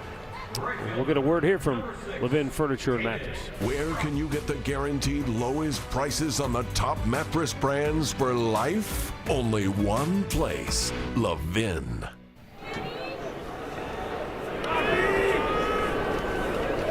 Now, I was just thinking to myself, Chris, I don't know how many times I've ever seen a cleanup hitter pop up to the second baseman three times in a row. That is the truth. I was looking at my scorecard when Rhys Hoskins came to bat. I'm like, did he really do that all 3 times? Swing and a miss by David Fry. But he's aboard to start this bottom of the 8th inning. Now Fry trying to move him along. He's been known to draw a very important walk or two as well. Yeah, he did that earlier in the series. Check swing by Fry, did not go. Rhys had a leadoff walk in the 6th inning in game 2 of the series. Got to 3rd, didn't score. But yesterday, his walk in the 5th started the rally in which ended up with the 3-run homer by Rocchio. Up to that point, the Guardians hadn't had a hit in the game. So sometimes, as the saying goes, a walk is as good as a hit. In particular, leadoff walks. Bouncing ball up the middle, find a hole, yes sir. Hoskins will stop at second, and now the Guardians have their first 2 aboard. That's a beautiful thing right there. You can see this breaking ball up in the strike zone. David did a good job to allow that ball to travel. He stayed in the big part of the field. He got a little bit of an overshift on with Gunnar Henderson playing in the 6 hole. That's what we like to call perfect placement. Something I know nothing about. Got to hit them where they ain't. That's right. I was not good at that. Daniel Schneemann 0 for 2, but he walked and scored in the 4th.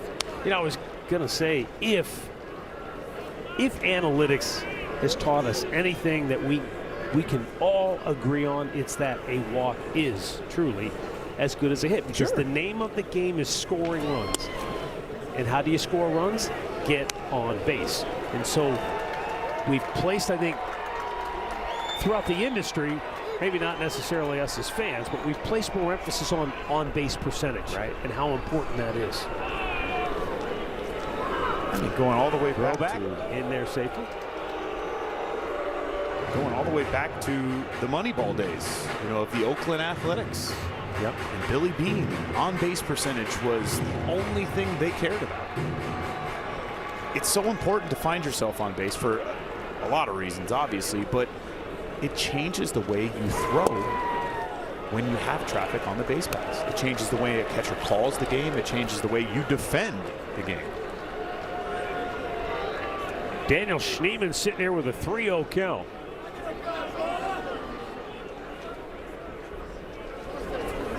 And Cam Foster does find the strike zone, 3-1.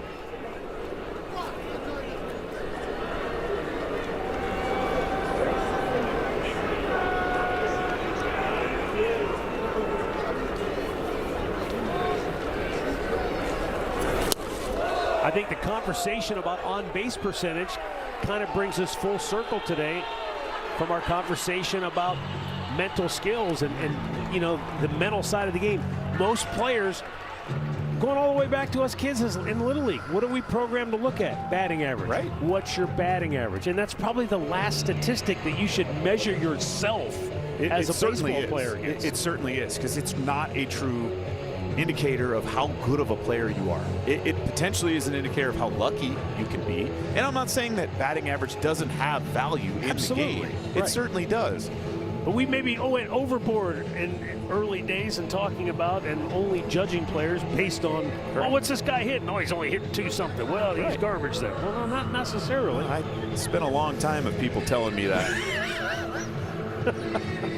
And you know, hey, you're not garbage, Chris. Number one, it's hard to hit, okay? I mean, we've seen that on a daily basis, but no, I really think batting average, you can hit a ball dead on the screws and it can go right to a player.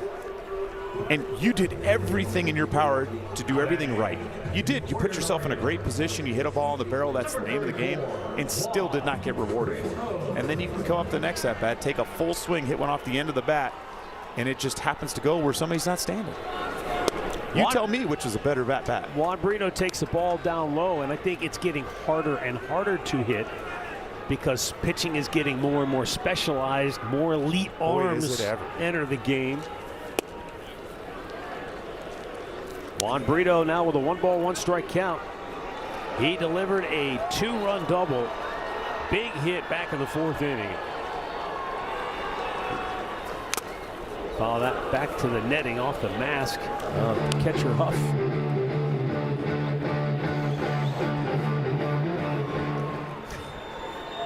Mustard's ready to jump the fence and get in on the action. He might be looking for somebody down in the camera well. Up the ladder, struck him out, first out of the inning.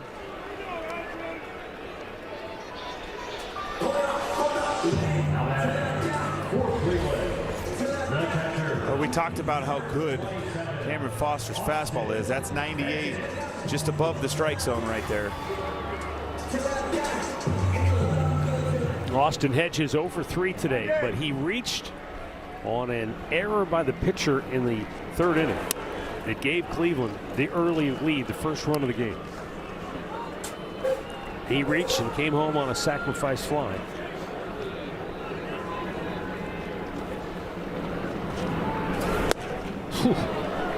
Tell you what, Cam Foster, after struggling with his command, walking a pair in the inning, he's just rearing back and chucking it now. Sometimes it takes, you know, a little action on the base pass to lock you in as a young player. Just nothing but pepper. Here he comes, right at you. Talking to Craig Albernaz, the manager of the Baltimore Orioles, he loves this kid's arm. Again, throwing strikes, so important. Nothing but high octane, 98 miles an hour, back-to-back strikeouts.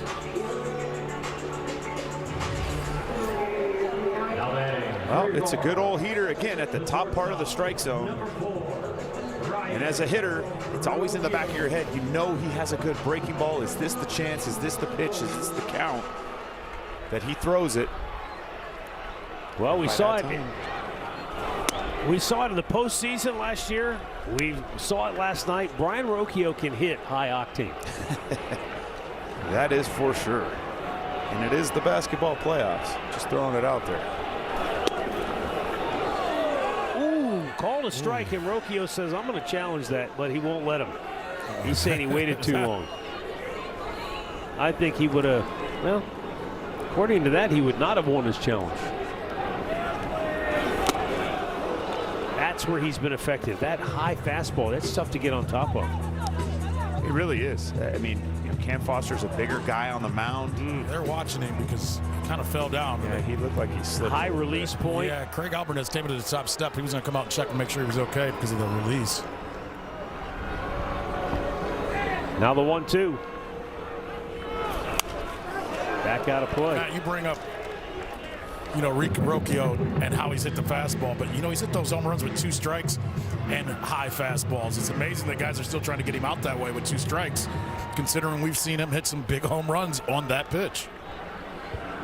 Well, with 2 strikes, he spreads his, his lower half out. Line drive and a base hit center field. Rocchio delivers again. Hoskin scores. Here comes Fry. It's a 2-out, 2-run single for Rocchio.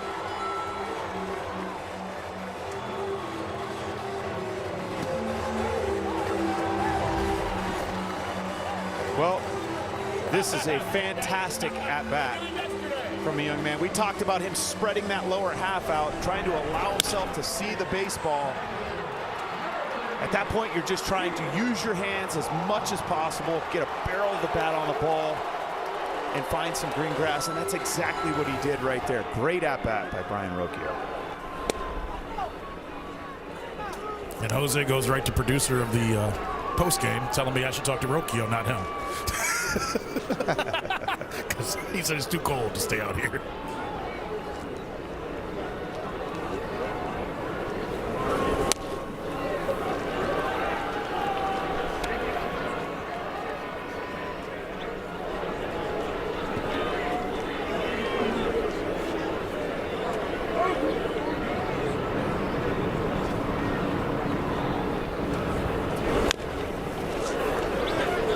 Matt Festa got a lot of attention for Team Italy during the WBC with the cappuccino maker, the espresso machine. Espressos. Brian Rocchio was the underappreciated member of Team Italy. Showed up the last day.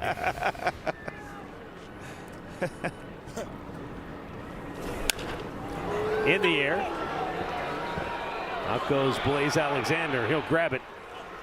And that will retire the side, but the Guardians get 2 big insurance runs on a 2-out, 2-run single by Brian Rocchio. We're close to.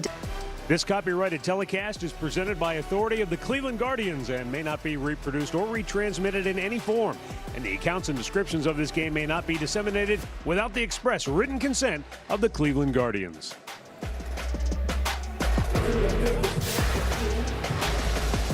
8-4 Guardians. And as we go to the 9th inning, Sean Armstrong will come on. Non-save situation. Looking to get 3 outs and give the Guardians a series win. It is, the game of baseball, you think about how long it's been played, well over 100 years at the major league level. And it's so perfectly designed in so many ways. But the 3-game series is the one that I always go back to. It's like, it's perfect for baseball. Somebody's going to win the series, somebody's going to lose the series. Occasionally, you're going to get a sweep. Occasionally, you're going to get swept. The 4-game series is an absolute abomination, in my opinion. Because too many times... Called a strike, the hitter is challenging. Oh, for crying out loud.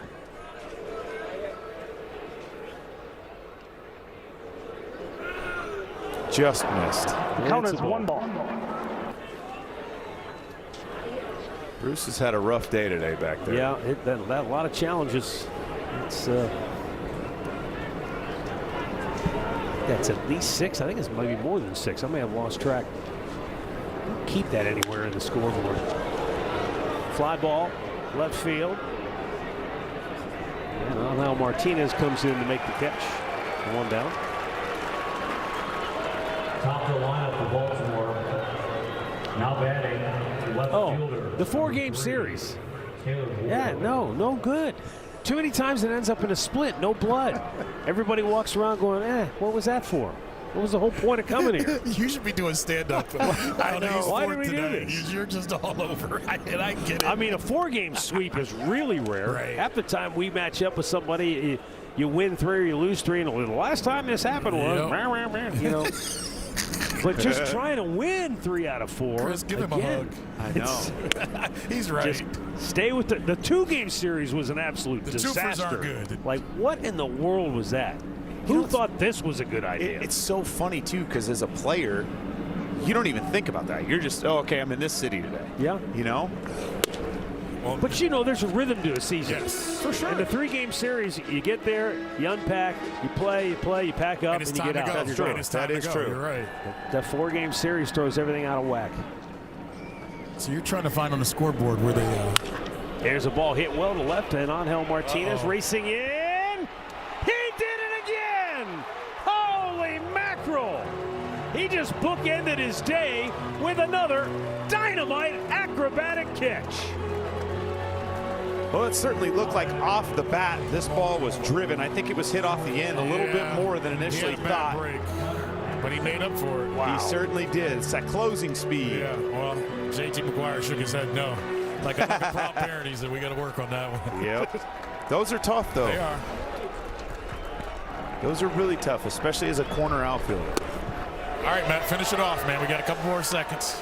Well, I want to get back to one thing. Called a strike. The hitter is here we go. The 7th challenge of the day.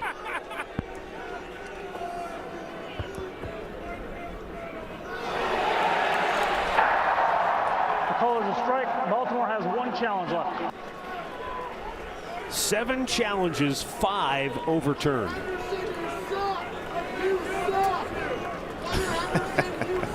Somebody else agrees with that. Yeah, so I was just going to say, somebody's letting them have it.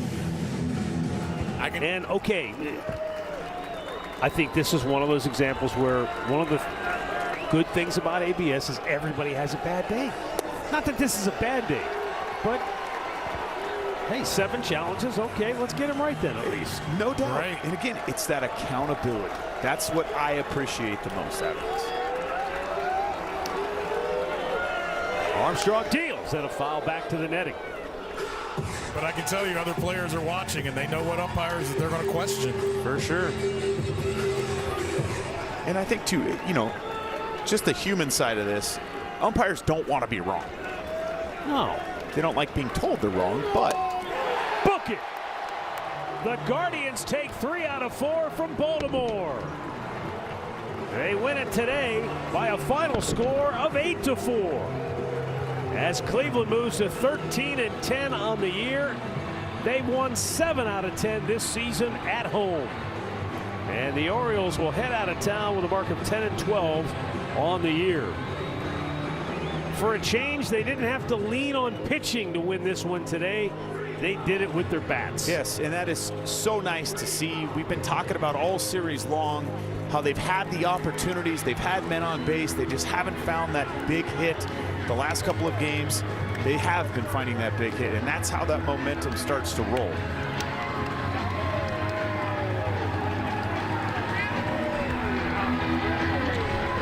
I think Hosey's excited. Andre said he's cold, so he's ready to go in and take a shower and get nice and warm. But a great day all around, not only for the offense. Joey Cantillo coming out of this game a little bit earlier, and I think he initially planned on. This bullpen did a great job of covering that, though. Well, for Stephen Vogt and company, it's a great series win. Now they've got Houston coming in for a 3-game series tomorrow here at Progressive Field. And so hopefully they can continue the good home cooking that they have rolling so far here this year, as Cleveland has won 7 out of 10 on their home turf.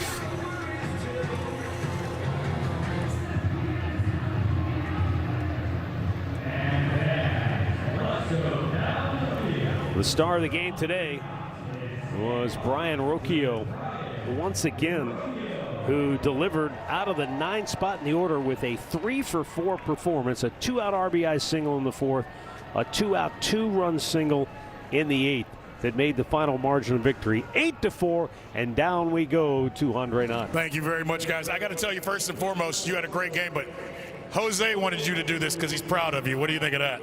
I mean, that's a lot for me, you know. For future Hall of Fame, give me the opportunity. That's huge. Well, he's proud of you because of what you're doing with guys on scoring and runners in scoring position. You're now leading the team in RBIs. You're doing a great job with 2 outs. What have you been able to do to slow yourself down and prepare yourself for those type of situations? I mean, I don't try to do much, you know. Just put the ball in play, be simple, and put the team in the best position. How much are you guys enjoying playing at home? You haven't played a ton of games at home, but you guys are having a really good record to start here at home. What is the importance of that for you guys? We love playing at home.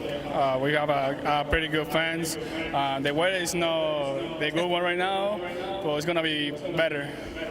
For you, when you look at just defensively with some of the plays that were made out in the outfield, what does it mean with JT McGuire moving these guys around? When you see David Fry making a catch out in right, you see Angel making one in left, what does that say to you when knowing the work they put in? I mean, we have an athletic player, you know.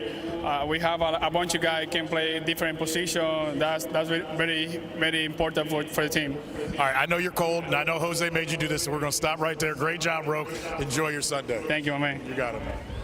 The Italian stallion, Brian Rocchio. Fantastico, andiamo. That, you said it perfectly right there. I don't know what you said, but you said it something. That was awesome. Great day all the way around, though, for Brian Rocchio and the rest of this Guardians offense. And thanks to the 17,408 that turned out on a chilly afternoon to cheer on the Guardians to a series-clinching win over the O's. Time now for Guardians postgame. Al Pulaski and Cody Allen are standing by to wrap it up. We're back tomorrow evening as the Guards welcome in the Houston Astros for the first time this year. We'll see you tomorrow night.